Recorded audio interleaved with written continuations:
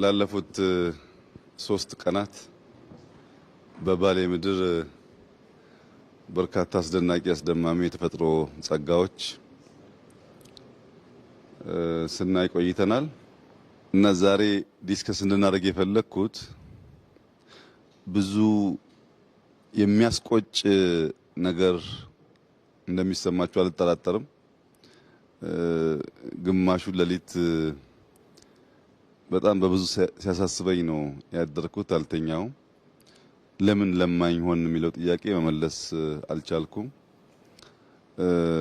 ባሌ ያየነው ሀብት ተፈጥሮ ስለኛ ትተን ስለአሁኑ ትተን እንዴት ነው ትውልድ ነቅቶ ከመባላት ወጥቶ አገሩን ሰርቶ ከልመና የሚወጣ ሀገር ምን ፈጥሮ ለሚለው ሪፍሌክት እንድናደርግ ነው። ለፖለቲካ ለምናምን ሳይሆን በደንብ ከውስጣችን ኢትዮጵያውያን ነቅተው ሀገራቸውን ሰርተው ሌላ መርዳት ሲገባን እኛ ያለንበት ሁኔታና የተሰጠን ነገር አብሮ አይሄድም። 2-3 ሰው ጠይቄ ያለው ያው እንደምታውቁት ሁሉንም ዓለም የማየት እድል አግኝቻለሁ። በሁሉም ዓለም ሻል ያሉ የሚባሉ ነገሮች ለማየት እድል አግኝቻለሁ። እኔ አጋንኛው እንዳይሆን እየጠየቀ ያሉኝ ሰዎችም መሰል ሐሳብ ነው ያላቸው። እስካሁን በህይወት ዘመኔ እንደ ባሌ ያለ ምድር ሁሉም ነገር በአንድ ስፍራ ያለው አይቼ አላቅም። ኢትዮጵያም ውስጥ አፍሪካም ውስጥ የትም ዓለም ይሄ ተሰጥቶን ግን ልጆቻችን ጫማ የላቸውም። ቤቶቻችን አይታችሁ ከሆነ በጣም ያሳዝናሉ።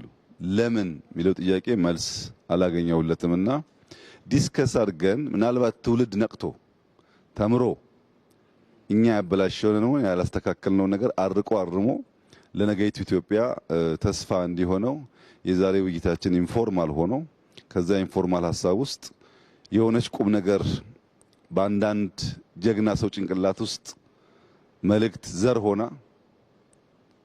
ያቺ ዘር በቅላ አንድ ቀን በእኛ እድሜ ወይም ከኛ በኋላ በትውልድ ውስጥ የተሻለ ሀገር ለማየት የሚያስችል ነገር ይፈጥራል በሚል እምነት ነው። ዋና ኮር ሐሳባችሁን ሪፍሌክት እንድታደርጉና ከዛ ኢትዮጵያውያን ተምረው ትውልድ ተምሮ ሰብሰብ ብሎ ባሌ እንዳያችሁት ለሁላችን ይበቃል። በጣም ሰፊ ቦታ ነው። ብናርሰው ብንሰራበት የሚያልቅ አይደለም። ካለንበት ሁኔታ ወጥተን እንዴት ነው ሀገር ሰርተን በጋራ የምንኖረው የሚለውን ነገር ሲኒየር አመራሮች አላችሁ፣ ወጣቶች አላችሁ፣ ከተለያየ ፐርስፔክቲቭ የተሰማችሁን እውነተኛ ስሜት ሪፍሌክት በማድረግ ሌሎች ሰዎች ተምረው እንዲነቃቁ፣ እንዲሰሩ፣ እንዲበረቱ ሀገር ጥሎ መሰደድ ሳይሆን ወደ ሀገር መሰደድ ሀገርን ወደ ማወቅ እንዲመለሱ የሚያደርጉ ሀሳቦች እንደሚፈልቁ መተማመን ነው። ይሄን ውይይት እዚህ ጋር እንድናደርግ የፈለግነው ያው ሂስቶሪክ ስለሆነ እግረ መንገዱንም ትውልድ እንዲያዩ ነው። ያን ታሳቢ አድርጋችሁ የተሰማችሁን ስሜት መግለጽ ይችላላችሁ። በመጀመሪያ ደረጃ ክቡር ጠቅላይ ሚኒስትር ይሄን እድል ስለሰጠን በጣም ነው የማመሰግነው። ይሄ ባሌን አውቀዋለሁ። ባሌን ግን የማውቀው ላዩን ነው። ብዙ ጊዜ ተመላልሼበታለሁ። ላለፉት 30 ዓመታት አውቀዋለሁ፣ ግን የማውቀው ላዩን ነው። አሁን ያለውን ሀብት በዚህ ደረጃ የመረዳት እድል አልነበረኝም። አንዳንዱን በወሬ እንደዚህ ያለ የሚል እንሰማለን፣ አንዳንዱን አሁን ግን ያለው ነገር ለባሌ ብቻ ሳይሆን ለኢትዮጵያም ለአፍሪካም የሚበቃ ሁሉም ነገር ያለበት ትልቅ ሀገር ነው ብዬ ወስዳለሁ። እንደተባለው ይህን አይነት ሀብት ይዘን 3 ነገሮች አሉ እኔ በጣም የሚቆጨኝ። አንደኛ የድህነት ጫፍ ያለበት ነው። መሰረተ ልማት የለም። ለህብረተሰብ መሰረታዊ የሚባሉ የሚያስፈልጉ ነገሮች አልተሰሩም። ሀብት ላይ ተቀምጦ የድህነት ጥግ የሚኖር ማህበረሰብ መሆኑ አንዱ እጅግ በጣም የሚቆጭ ነው። ሁለተኛው የሚቆጨው በቅርብ ሳውዲ ሄጄ ነበር። አመት አልሞላኝም። ብዙ ወጣት ኢትዮጵያኖች ከሚሰደዱባት ዞኖች አንዱ ባሌ ነው። ተሰደው ሄደው ገሚሱ ባህር ላይ ይቀራል። ህገወጥ በሆነ መንገድ ነው የሚሄደው። ገምሱ ደግሞ እዛ የሰው ቤት ያጥባል እና ግመል ይጠብቃል። ይህን የመሰለ ሀብት ትቶ በባህር እየሰጠመ ሰው ቤት እያገለገለ አስቸጋሪ በሆነ መንገድ ህይወቱን ያሳልፋል። ይሄ ግን እነዛንም አምጥቶ እዚህ ማስተዳደር የሚችል ሀብት ነው ያለው። ሶስተኛው ይሄን እያለን ይሄን ወደ ጎን ትተን እኛ በመጨቃጨቅና በመዋጋት ነው ጊዜያችንን የምናሳልፈው። እነዚህ በጣም የሚቆጩኝ ነገሮች ናቸው። ትናንትናም እየተንቀሳቀስን ስናይ ዝም ብለን እየተነጋገርንበት የነበረ ጉዳይ ነው። ይሄ አሁን የደረሰው ነገር ጅምር ነው ብዬ አምናለሁ። ገና ጅምር ነው። ብዙ ነገር ይኖራል። ይህን በጅምር ያለ ነገር ከንትን ወጥተን ከጭቅጭቅ ከንትርክ ከመጋደልና ከመታኮስ ወጥተን ሙሉ አቅማችንን እንደዚህ አይነት ሀብትን ወደ ተጨባጭ ነገር የመቀየር ነገርና ከድህነትም ለመውጣት መጪው ትውልድ በአገሩ የሚኮራበት የሚኖርበት እኛ ተሰደን የምንሄድበት ሳይሆን ሌሎች መጥተው እዚህ የሚኖሩበት ሁኔታ ለመፍጠር በሰፊው መስራት አለበት ብዬ አምናለሁ። ከዚህ ውጭ ያለው ነገር በሙሉ ጥፋት ነው። አቅም አለ፣ ጭንቅላት አለ፣ ጉልበት አለ። የወጣት ሀገር ነው። ይሄ የወጣት ሀገር ወደዚህ ወደ ራሱን ሀብት አውጥቶ ወደ መጠቀም መምጣት አለበት ብዬ አምናለሁ። እድል ከተገኘም የኛን አይነት እድል ማግኘት በጣም ይከብዳል። ግን መጥቶ የሚያይበት ማየት የሚገባቸው መጥቶ የሚያዩበት ሚዲያዎችም ይህን ሀብትን የሚያስተዋውቁበት ሁኔታ መኖር አለበት እላለሁ። አሁንም መልሼ ማመስገን እፈልጋለሁ። ይሄ ትልቅ ሀብት ነው። ይሄ ትልቅ እድል ነው። ይሄን ትልቅ እድል በማግኘቴም እውነት ለመናገር በህይወት ኖሬ ይሄን በማግኘቴ በጣም እድለኛ ነኝ ብዬ ነው የማስበው። በጣም ደስ ብሎኛል። ትውልድም ይሄን ይዞ መሄድ አለበት ብዬ አምናለሁ። አመሰግናለሁኝ። ክቡር ጠቅላይ ሚኒስትር 3 ቀን ቆይታችን እዚህ መጀመሪያ ማንሳት የምፈልገው ይሄ ቲም የተደራጀበት ሁኔታ በራሱ ከዚህ በፊት ከነበረው ሁኔታ ለየት ያለ ነው። ነባር አመራሮች ከተለያየ ቦታ የመጣን በፊት አብረን የነበርን አሁን ደግሞ አዲሱ አመራር ያለበት ኮምቢኔሽኑ ጠለቅ ያለ መልእክት ሊሰጥ የሚችል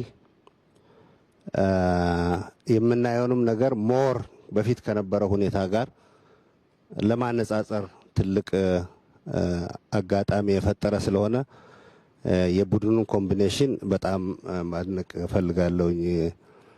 ከዛ በኋላ እንግዲህ ብዙ ስራዎች ብዙ ቦታ ላይ እንደተጀመሩ አውቃለሁኝ።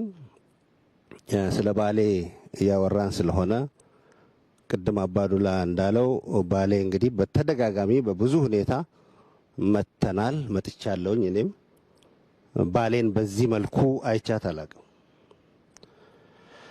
ባሌን በዚህ መልኩ አይቻት አላቅም ስል ዛሬ የነበረው ትላንት የነበሩ ነገሮች ዛሬ ስለተቀየሩ አይደለም።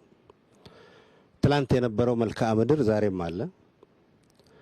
ትላንት የነበረው የአየር ሁኔታ የአየር ጸባይ ዛሬም አለ። እነዚህ ታሪካዊ ሀብቶቻችን ትላንትም ነበሩ። ዛሬ ያየነው ባሌን ገልጸን ነው ያየነው።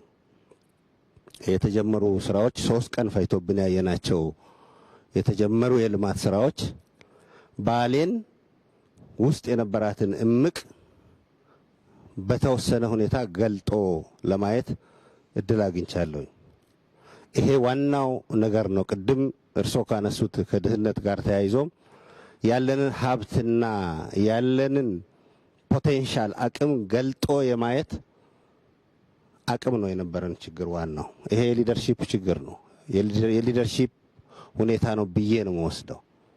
ትላንት የነበረን ዛሬም ያለን ነገም የሚኖረን በደንብ ወደ ውስጥ ገልጠን ካየን ያለን ሀብት ለሀገራችን ይሆናል፣ ለባሌ ይሆናል፣ ለኦሮሚያ ይሆናል፣ ከዛ በላይ ደግሞ ለመላው ሀገራችን ይሆናል። ስለዚህ ዋናው ነገር ያለንን ነገር በቅጡ መገንዘብና መገንዘብ ብቻ ሳይሆን በዛ ላይ ተመስርቶ ወደ ስራ ወደ ውጤት ህዝቡ ተጠቃሚ እንዲሆን የማድረግ ቅድም ስለ ወጣቶች ተነስቷል። ወጣቶች ተጠቃሚ እንዲሆኑ የማድረግ እንደሰማሁት ይሄ አካባቢ ራሱ በሴፍትኔት ከዚህ በፊት የሚኖር አካባቢ ነው። አሁን በመሰረቱ ተቀይሯል። ግድቦች አይተናል። ሎጆች፣ የቱሪስት ቦታዎች ባሌ በፊትም የቱሪስት አካባቢ ነው። ግን ይሄ ሲጨመር ሊመጣ የሚችለውን ነገር በቀላሉ መገንዘብ ይቻላል። ግን ዋናው መተባበር፣ በጋራ የመስራት በጋራ የማሰብና በጋራ በዚህ ላይ ይህንን ገልጦ የሚያይ የመሪነት ሚና አስፈላጊ ነው ብዬ ነው ማምነው። በጣም ደስተኛ ነኝ። አመሰግናለሁኝ። እኔም በጣም አመሰግናለሁኝ። እኔ መጀመሪያ ወደዚህ እንደዚህ ጉብኝት እመጣለሁ ወይ ሲባል ምን ኤክስፔክት እንደማድረግ አላቅም ነበር እና ያው ማየት ፈልግ ስለነበር እሺ አልኩኝ። እዚህ ከመጣሁ በኋላ ያየሁት ነገር ፈጽሞ ከገመትኩት በላይ ነው። ይሄ እንደዚህ አይነት ሁኔታ አያለሁ ብዬ አልገመትኩም ነበር። አንደኛ ከድሮ የስራ ጓደኞቼ የትግል ጓደኞቼ ጋር አብረን ብዙ ጊዜ እንድናሳልፍ እድል አገኘሁ። ከረጅም ጊዜ በኋላ ባዱላን፣ አቶ ግርማን፣ እነ አቶ ጁነዲንን፣ ኩማን አላገኘኋቸውም ነበር። አሁን ሽመልስ አብሮን እያለ ብዙ ነገር እንድናወራ ብዙ ነገር እንድናገር እድል ከፍቶልናል። በጣም ነው ደስ ያለኝ። ከዛ በላይ ግን ባሌ እኔም በወሬ አውቀዋለሁ ማለት እንደነ አባዱላ እንደነ ወርቅነህ አልተመላለስኩም። መከላከያ ያለሁ የተወሰኑ ቦታዎች ይመጣ ነበር። የዚህን ያክል ስፋት፣ የዚህን ያክል የመሬት ልማት፣ የዚህን ያክል የውሃ ብዛት፣ የዚህን ያክል ኢኮሎጂካል ዲፈረንስ ያለው አካባቢ ማንኛውንም ነገር ለመስራት የሚያስችል የተመቸ ሁኔታ ያለ መሆኑን አላቅም ነበር። የሶፎሞር ዋሻ ሰማለሁ በወሬ 15-20 ኪሎ ሜትር ርቀት ያለው የዋሻ ውስጥ ሰፈር እንዳለ ግን አላቅም ነበር። የተወሰነ ዋሻ ነበር የሚመስለኝ። አሁን ደግሞ አደረጃጀቱና ስርዓቱ ለወደፊትም እየቀጠለ ይሄዳል። ግን በጣም በሚመች መንገድ እየተዘጋጀ ያለ መሆኑን ያየሁት። በ10 ሺዎች የሚቆጠር ሄክታር መሬት ለምቶ በባሌ ውስጥ ያሉት ከባሌ ተራራ የሚመነጩት ወንዞች ለማንኛውም ልማት እየተዘጋጁ መሆናቸውን ስታይ የሚያጭረው ተስፋ በጣም ትልቅ ነው። በጣም ትልቅ ነው። ትንሽ እንትን አይደለም። በመቶ ሺዎች የሚቆጠሩ ሄክታሮች ናቸው እየለሙ ያሉት እና ይሄ ለኔ በጣም ትልቅ ተስፋ ነው የሚሰጠኝ። ይሄ ከመሬት በላይ ያለው ሀብት ነው። ይሄ ከመሬት በታች ያለው ሀብት ገና አልታየም እና ሰላማችንን ጠብቀን እየተቻቻልን የፖለቲካ ስርዓታችንንም አስተካክለን ችግር በሚፈታ መንገድ ከሄድን በጣም በጣም ብራይት የሆነ የወደፊት እድል እንዳለን ነው እያሳየኝ ይሄድ ያለው። አሁንም ሙሉ በሙሉ ከችግሮቻችን እንዳልወጣን አውቃለሁ። ችግሮች እንዳሉ አውቃለሁ። እነዚህ ችግሮች የፖለቲካ ስርዓታችንንም በማስተካከል እየተቻቻልን እኔ ያልኩት ብቻ ይሁን ሳንል የራሳችንን ጉዳይ ሳፕረስ አድርገን ለሀገር የሚጠቅም ነገር በመስራት እንፈታቸዋለን። ከዚህ ጎን ለጎን ደግሞ የኢኮኖሚ ሁኔታ እየተሻሻለ ሲሄድ የፖለቲካ ስርዓታችንን የበለጠ ያጠናክረ ይሄዳል የሚል ተስፋ እንዲይዝ ነው ያደረገኝ። ይህንን ሳይ ተስፋውን አያለሁ። አሁን ያለውን ተጨባጭ ፕሮብሌምም አውቃለሁ አያለሁ። እነዚህን ሁኔታዎች መፍታት እርጀንሲ ያለው ጉዳይ እንደሆነ ይሄ ስራም እነሱን ከመፍታት አንጻር ቀላል ያልሆነ እርምጃ ወደፊት እንደሚወስደን አስባለሁ። ያም ሆነ በጣም ነው የማመሰግነው ወደዚህ በመምጣቴ። የድሮ ጓደኞቼን የስራ ጓደኞቼን በማግኘቴ በጣም ደስተኛ ነኝ። እንደ አቶ ሽመልስ ያሉ ወጣቶች ጋር ደግሞ በደንብ ማውራታችን በጣም ደስተኛ ነኝ። እንደዚህ አይነት ዩኒክ ስብስብ ያለፈውንም እያወራህ የሚመጣውንም እያሰብክ መሄድ የሚያስችል ሪትሪት አይነት ልበለው መዘጋጀቱ በጣም ትልቅ ነገር ነው የሚል እምነት አለኝ። ከመጠን በላይ አመሰግናለሁ። ክቡር ጠቅላይ ሚኒስትር፣ ከመደበኛ የዕለት ተዕለት ስራችን ወጥተን ብዙዎቻችን በተግባሩ ላይ ያልተሳተፍን እርስ በርሳችንም እንድንገናኝ እድሉ ተሰጥቶን እዚህ በመገኘታችን በጣም አመሰግናለሁ። በፌዴራል መንግስት በእርሶ የሚመራ ኢኒሼቲቭ እና በክልሉ የተሰሩት ብዙ ስራዎች ከገመትኩት በላይ ናቸው። እውነቱን ለመናገር ከገመትኩት በላይ ናቸው። በልጅነት እኔ ባሌ ጠቅላይ ግዛት ይባል ከነበረበት ዘመን ነው ማውቀው እና በኢትዮጵያ ውስጥ መረጃዎች ወስጄ ሳሰላ አሁን ባሌ ሁለቱ ባሌዎች አንድ ላይ የአጠቃላይ ኢትዮጵያ 3.9% ነው በቆዳ ስፋቱ። ይህንን የሚያክል የአገሪቱ ክፍል እኔ በማውቀው ዘመን መሀል ካለ ልማት ተነጥሎ ምንም አይነት ይሄ ነው ተብሎ ሊጠቀስ የሚችል የልማት እንቅስቃሴ ያልነበረበትን ዘመን ሳስብ በእውነቱ ለአገሬ አዝናለሁ። ከዚህ ሊገኝ ይችል የነበረ ሀብት ብቻ ሳይሆን ይሄም በማልማት ይገኝ የነበረ ልምድና ወደ ሌላ ሊሻገር የነበረው ሁሉ ነው የጠፋብን የነበረውና አሁን በሶስቱ ቀን አካባቢውን ሳይ ግብርናን በተመለከተ የተሰሩ የተወሰኑ መንገዶች ሲታዩ ሙሉ በሙሉ ዋጋቸውን ሊመልስ በሚችል መንገድ የሚያገለግሉ ናቸው። ከፕሬዝዳንት ሽመልስ ጠይቄ ነበርና ምን ያህል መሬት ለመሆኑ እዚህ በሰብል ለማልማት ታርሷል ብዬ ስል በሁለቱ ባሌዎች ወደ 1 ሚሊዮን ሄክታር መሬት ታርሷል ሲባል ይህንን በ20 በመቶ ብቻ አማካይ ምርታማነት 20 ሚሊዮን ኩንታል በላይ ሊወጣበትና ለመላው አገሪቱ ሊሰርፍ የሚችል ነገር ያለበት ኤሪያ ነው የተዘነጋ የነበረው ማለት ነው። በተፈጥሮ ሀብትና በዚህ አይነት ደግሞ ለታሪክ የሚሆኑ ነገሮች ሲታዩ እኔ እዚህ አሁን ውስጡ ያለነውን ዋሻ አይነት ለታሪክ እይታ የሚሆን ሌላ ተቀራራቢ ነገርና አገር አለ ፈልጉና እዩ ቢባል የሚገኝ አይመስለኝም። ይህን የሚሰማ ሰው ወደፊትም መጥቶ የሚያይ ሊያመዛዝን የሚችለው ነውና ይህም ራሱ ተደብቆ የኖረ መሆኑ ሲታይ በጣም በብዙ የሚቆጭ ነው። ይሄ ብቻ ሳይሆን ደኑም የመሬት አቀማመጡም ሌሎች የዱር እንስሳትን ብንመለከት በዚህ ሁለቱ ዞኖች ከ360 ሺህ ሄክታር መሬት በላይ ለዱር አራዊት መመደብ መቻል ከፍተኛ ደግነት ነው። ለአገር ከፍተኛ ደግነት ነው። ለአካባቢው ብቻ ሳይሆን ለቀረው ዓለምና ሕዝብ የሚሆን ነገር ያለበት ቦታ ስለሆነ የተሰራውን የተወሰነ ነገር ሳይ ይሄ ዞንና ይሄ አካባቢ የተደረገለት ነገር ምን ያህል ነው ካለው አለኝታና መጠን ጋር ብዬ ሳስብ ገና ብዙ የሚቀር ነው።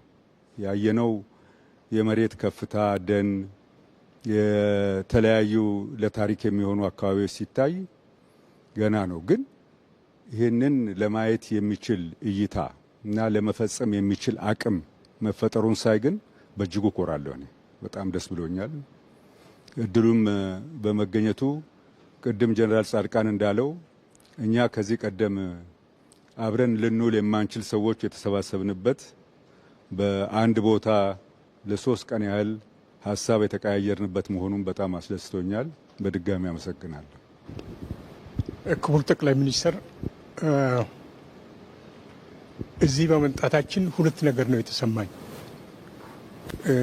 በአንድ በኩል በስም ስናቅ የነበረው በስም አውቃለሁ ከብዙ ጊዜ ጀምሮ የሶፍ ዑመር ዋሻ ተገልጾ ግን ያለው ፖቴንሻል ማየቱ በአንድ በኩል ደስታ፣ ተስፋን ይፈጥራል።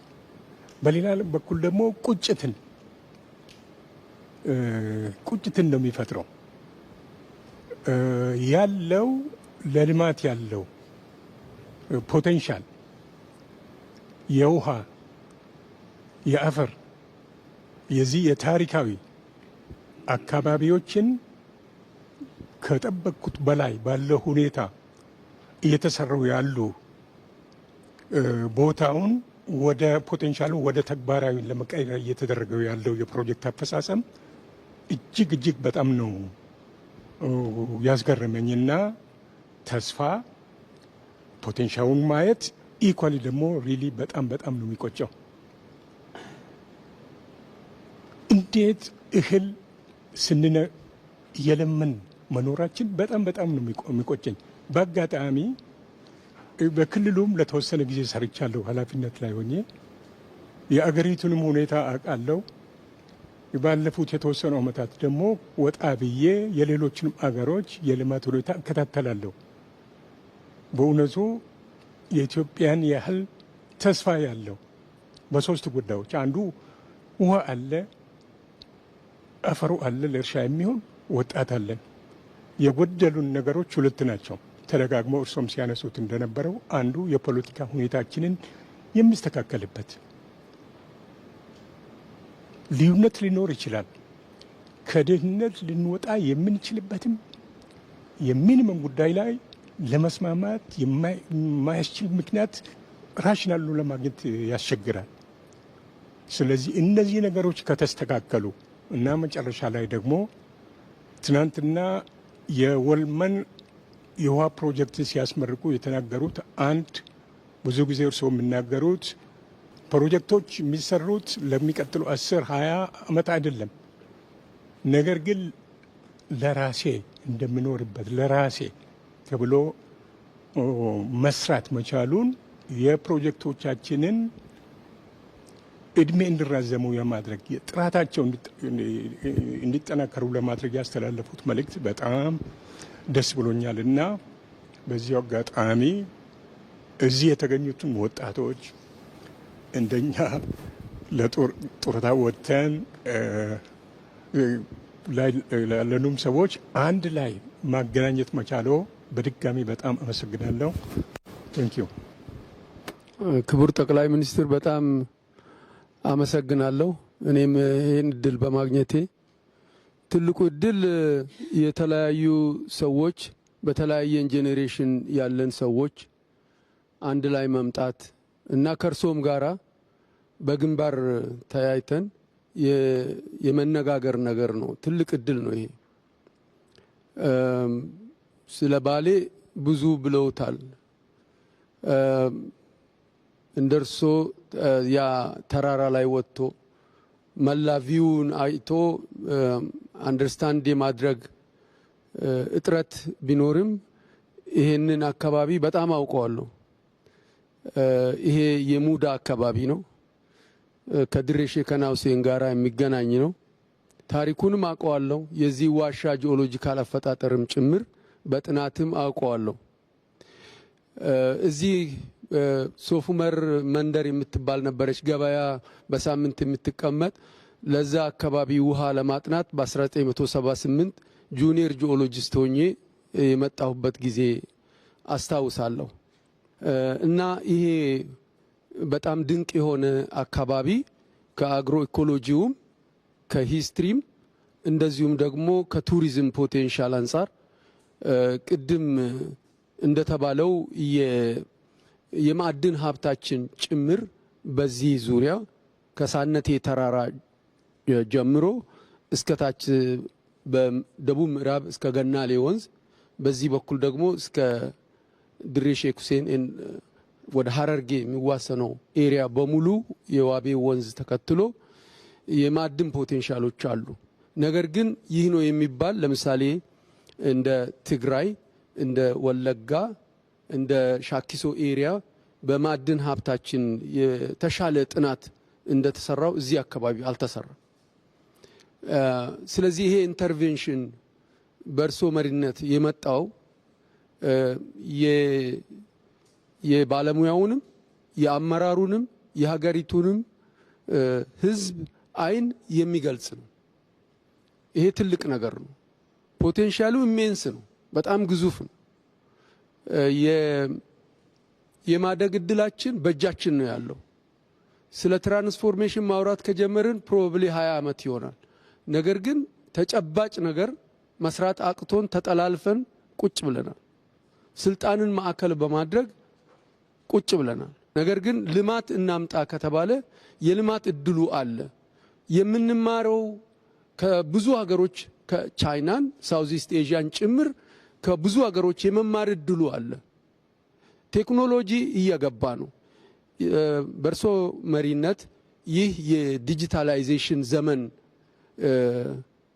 የመስፈኑ ጉዳይ በቀላሉ የሚታይ ሰው ፎር ግራንትድ ይወስዳል። እኔ ግን እንደዛ አላየው።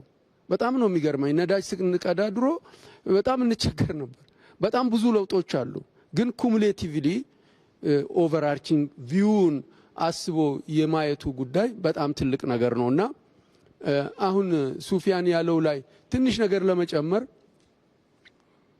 የኛ ሀገር ፖቴንሻል ያለው ልክ ሎ ሃንጊንግ ፍሩት እንደሚባለው እርሻ ላይ ነው። የመጀመሪያው እርሻው አልተበላም። አፈሩንና ውሃን ማገናኘት ተጀምሯል። ዌልመን ላይ ትላንትና እርሶ እንዳስመረቁት ፕሮጀክት የምናየው የመጀመሪያው ትልቁ ኢሪጌሽን ነው የሚመስለኝ።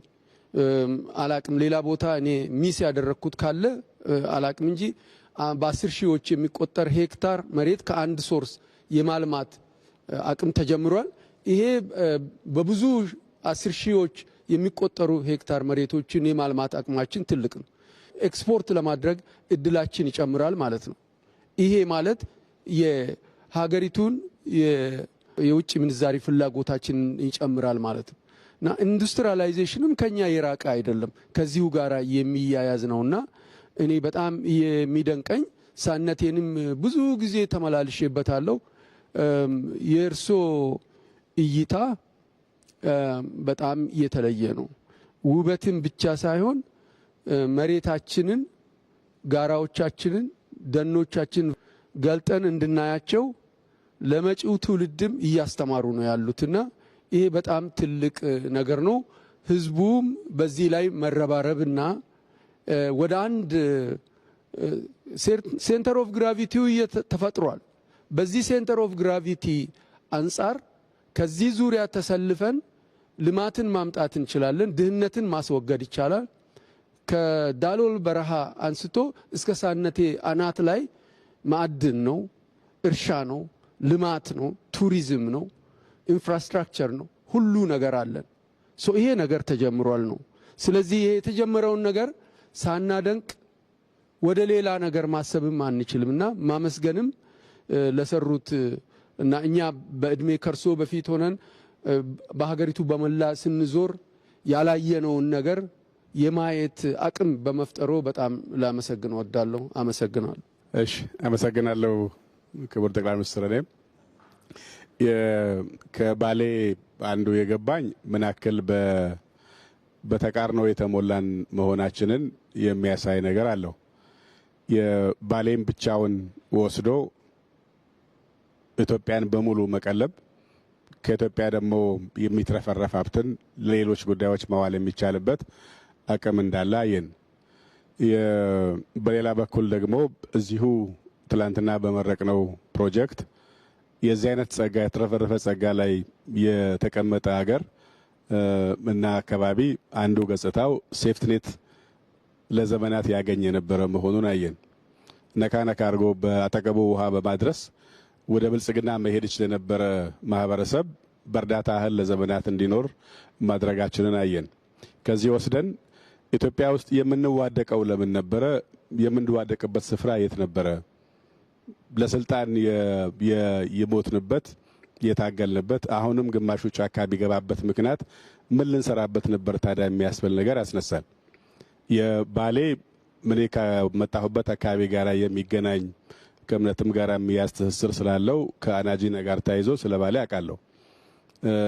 አሁንም ያለሁበት አካባቢ ጋር ያሉ ከዱቄት ከምናም ጋር የሚያያዙ ስንዴ ከዚህ ወደዛ እንደሚሄድ አውቃለሁ። ስንዴ ያመርታል። ከዛ የተረፈው የባሌ ተራሮች የሚባል በቀይ ቀበሮ ነው የምናውቀው። ከዚህ ያለፈ ግን ይሄ አካባቢ በእንደዚህ አይነት ጸጋ የተትረፈረፈ መሆኑን አናቅም። አሁን ባለፈው ከኢትዮጵያ ደቡባዊ ምዕራብ አካባቢ ያለውን ጸጋ በመግለጥ ምን እንዳለን ለማየት ሞክረናል። ባለፉት ሰሞን ደግሞ ምስራቁ አካባቢ ላይ ያለውን ከፈት አድርጎ ለማየት ተሞክሯል። አሁን የዚህ የባሌን እያየን ያለ ነው። ይሄን ወስደን እጥረት ያባላል፣ ያጋጫል፣ ያነጫንጫል። ኢትዮጵያ ውስጥ ግን ጸጋ መትረፍረፍ ነው። ለሁሉም ለኛ በቅቶ ለሌሎች የሚተርፍ ጸጋ ኖሮን የምንጋጭበት ምክንያት እሱ ላይ ተኝተንም ሌላ የምናማትርበት ምክንያት ምን ጋርዶን ነው የሚያስብል ነገር ያሳያል። የተፈጥሮ ነፍጥ አይተናል። በትላንትና ወዲያም ስንነዳ የዱር እንስሳት አጠገባቸው እየነዳን ስንሄድ ከማህበረሰቡ ጋር ተላምደው ተዋደው የሚኖሩበት ሁኔታ አይተናል። ተፈጥሮን አርቆ ከተፈጥሮ ታርቆ መኖር የሚቻልበት ባህል እንዳለ አይተናል። በአንድ ወቅት ደቡብ እያለው አንድ አውሮፓ ሀገር ላይ ሄደን 1 ሰዓት ከ20 ያክል ደቂቃ ነተን አንዲት ትልቅ ዛፍ ናት የምትባል እድሜዋ ተነግሮን የስንት መቶ እንደሆነች እሷ ስር ምሳ ተበልቶ ፎቶግራፍ ተነስተን 1-2 ሰዎች ዛፏን እንዲያቅፉ ተደርጎ እንዴት ትልቅ እንደሆነች ለማየት ሞክረናል። ባለፉት 3 ቀናት ባየነው በዚህ በባሌ ግን እንደዛ አይነት ዛፎች ያንዳቸው ቅርንጫፍ ሌላውን ጠላልፎ በውስጡ ማለፍ የማይቻልበት ማህበረሰብ ፈጥሮ እናያለን። ለሌላው አንድ የሚያያት ነገር ብርቅ ነገር እሷን አዋዶ ወዶ አድንቆ መሸጥ የሚቻልበት ነገር እያለ እኛ ራሳችንን ለማወቅም ለመፈለግ ያወቅነውን ማድነቅም ለመፈለግ እሱን ለማልማትም ያልፈለግንበት ምክንያት የትኛውን ኢትዮጵያ ነበር ታዲያ የወደድናት የሚያስብል ጥያቄ ያስነሳል። ይሄን ካየን የድህነታችን በውሳኔያችንና በፈቃዳችን ላያችን ላይ የጫነው እንደነበር የሚያሳይ ነገር አለው። በዚህ ብቻ አይደለም። የባሌ አሁን ያየነው በበርካታ የሀገራችን አካባቢዎች ላይ ኢትዮጵያን ገልበጥ አድርጎ ማየት አዲስ አበባ ራሱን ጨምሮ የገጠር ነዋሪዎችን ጨምሮ የምናይበት መንገድ ከተለመደ ወጣ ባለ መንገድ ማየት የሚቻል አዲስ እይታ ያለው መሪ መኖር ያመጣው ለውጥ መሆኑን እናያለን። ይህን ደግሞ የዛሬ 50 የዛሬ 100 ዓመት ጀምረ ነው ቢሆን ኖሮ አሁን በአጭር ጊዜ ውስጥ እርዳታ እንጀምር ተብሎ ፕራይም ሚኒስትሩ ኢንትሮዱስ ከሚያደርጉት ተስፋ ጋር ተያይዞ ድሮኑ እርዳታ መስጠት ምንችል ሀገር መሆን እንችል ነበር። ከዚህ ሀገር ሰው የሚወጣበት ሳይሆን ዓለም ያውም ከተሰጠን የአየር ሁኔታ የአየር ጸባይ ሁኔታ ጋር ተያይዞ ዓለም ኢትዮጵያ ውስጥ እየጎረፈ መኖር የሚችልበትን ሀገር ማድረግ እንችል ነበር። ከዚህ ጋር ተያይዞ አሁን የተፈጠረው አዲስ ለውጥ አዲስ እይታ የት ነበርንም ያስብላል፣ የት መድረስ እንደምንችልም ግን ያመላክታል። በዚህ ረገድ በተለየ መንገድ ሀገራችን እንድናቅ የጀመርንበት ሁኔታ ተስፋ ሰጪ መሆኑ ለዚህም የፕራይም ሚኒስትሩ የወሰዱት እይታም አቅምም አተያይም በጣም ጉልህ መሆኑ እድለኛ ነው ያደርገናል። አሁን እኛ የተጀመሩ ስራዎችን ጨርሰን አናቅም፣ ግን የተጀመሩ ስራዎች ታይተው ተረግጠው ታቅደው በጠቅላይ ሚኒስትሩ እየተበራሩልን ሄደን ያየነው እነሱንም ለማየት ግን ሄደን ትንሽ ስራ ፖይዞን ደክሞናል። ከመጀመሪያው አስቦ አይቶ አቅዶ ሰው አስተባብሮ እያንዳንዱን ፕሮጀክት ደግሞ እዚህ ብቻ አይደለም በምስራቅም በምዕራብም በደቡብ ምዕራብም በደቡብ ምስራቅም ያለውን ደግሞ በዚህ መንገድ ካየነው የምንወጣበት ከፍታ ትልቅ እንደሆነ ያሳያል።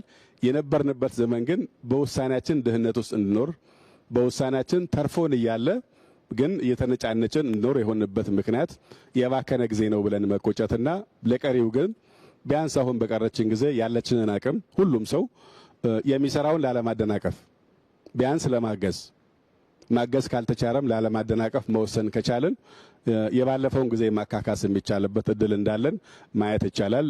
የዚህ አካል በመሆኔም ትልቅ እድለኛ ነኝ። አመሰግናለሁ። በጣም አመሰግናለሁ።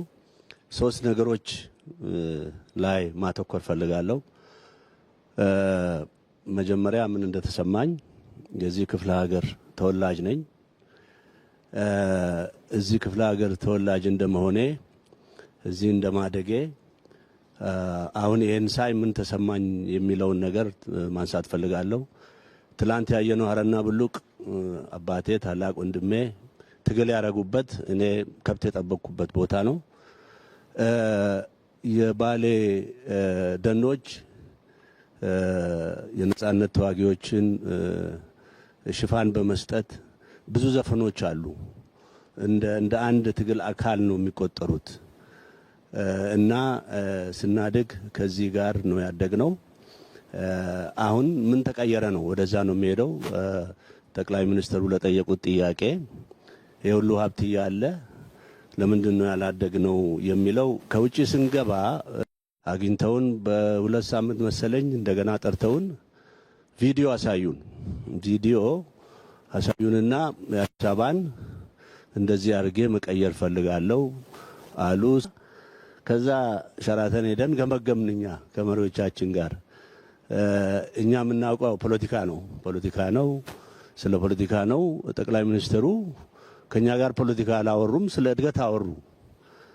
እና እኛ የምናውቀው ስንት ዓመት ያደግንበት ሰልፍ ተርሚኔሽን፣ ኢምፓየር፣ የኦሮሞ ነጻነት ምናምን ነው ሁሉ ትተው ስለ እድገት አወሩና ከዛ ወዲህ ሳይ ይሄ አቋማቸው ኮንሲስተንት ነው። እንግዲህ ከኛ በምንድን ነው የሚለየው? ከዚህ በፊት ከነበሩት መሪዎች የሚለየው ምንድን ነው? የእይታ ጉዳይ ነው። ማይንድ ሴት እሳቸው ማይንድ ሴታቸው ዴቨሎፕመንታሊስት ነው። ሀብት በመፍጠር እኔ ባሌን ዛፉን እንደ ዛፍ እንደኛ ድጋፍ እንጂ እንደ ሀብትም አይቼው አላውቅም።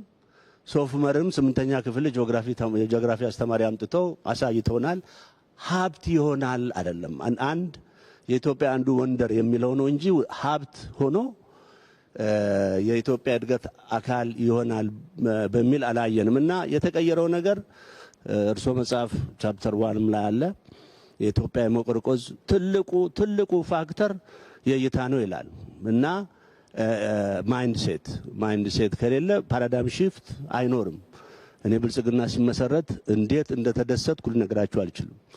ያደኩበት ድርጅት በጣም ወደዋለሁ፣ አልዋሻችሁም።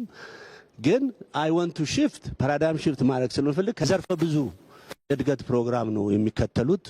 የእርሻ አለ፣ አርባን ትራንስፎርሜሽን አለ፣ የቱሪዝም አለ፣ የቴክኖሎጂ አለ። ይሄ እንግዲህ ትልቅ ፋክተር ነው። ካፒታል ክሪኤሽን፣ ካፒታል አኩሙሌሽን ላይ ነው ፎከስ የሚያደርጉት። ዚስ አር ዘ ቱ ኢምፖርታንት ፋክተር ፎር ትራንስፎርሜሽን። እና እኔ የቆረቆዝ ነው የእይታ ጉዳይ ነው። አሁን ከዛ ዲፓርቸር እያደረግን ያለነው ማይንድ ሴት ነው። ይሄን ደግሞ አይዲዮሎጂ ማድረግ አለብን። የህዝቡ አይዲዮሎጂ፣ የታጋዮች አይዲዮሎጂ፣ የቢሮክራሲው አይዲዮሎጂ ማድረግ አለብን። የመፍጠር የመፍጠን ሰርቪስ የማድረግ ይሄን ካረግን ትልቅ ነገር ማድረግ እንችላለን የሚል ነው። ሌላው እኔ ኦብዘርቭ አድርጌ ያለው እዚህ ውስጥ ያላችሁትን ኦልሞስት ከሁላችሁም ጋር በቅርበት እንደ ጓደኝነት ነው የምናወራው። በጋራ ያለን ነው የሚበዛው። ከዲፈረንሱ ይልቅ በጋራ ያለን ነገር ይበዛል። በት አት ዘ ሴም ታይም ኮንፍሊክት የምንገባበት ምክንያት ሜቢ ታይም ወስደን ዴሊብሬሽን ጠቅላይ ሚኒስትሩ እሳቸው አጠገብ ስለነበርኩ ያ በር ያልተከፈለለት ሰው አልነበረም። እዛ ቤት ያልመጣ ፖለቲካ መሪ፣ እዛ ያልመጣ የሃይማኖት መሪ አልነበረም። በት ያንን ኦፖርቹኒቲ የተጠቀመ አለ፣ ያልተጠቀመ አለ። እና እኔ ትልቅ ተስፋ ነው የሚታየኝ። ትልቅ ስቴት ትራንስፎርሜሽን ነው። እየዞረ ነው ይዞራል። ኢትዮጵያ ትቀየራለች የሚላለኝ። ሁላችሁንም ስላገኘኋችሁ ደስ ብሎኛል። አመሰግናለሁ። ክቡር ጠቅላይ ሚኒስትር የዛሬ 7 ዓመት 6 ዓመት ባሌ ደጋግሞ ይዞን ሲመጡ የነበረው ነገር ከፍተኛ ቁጭት ነው የነበረው። አንዳንዴም ከቁጭቱ ያለፈ ደግሞ ቁጣዎችም ነበሩ። ዛሬ ላይ ቆሜ ሳየው በዚህ አጭር ጊዜ ውስጥ ይሄ ሁሉ ነገር ተቀይሮ ካለፈው አንጻር ሳየው ከፍተኛ ርቀት የመጣንበት እሱንም የሚሰማኝ ስሜት እጅግ በጣም ደስተኝነት ነው። የታሰቡ ነገሮችና ደግሞ ከዚህ ተነስቶ ወደፊት የሚመጡትን ነገሮች ደግሞ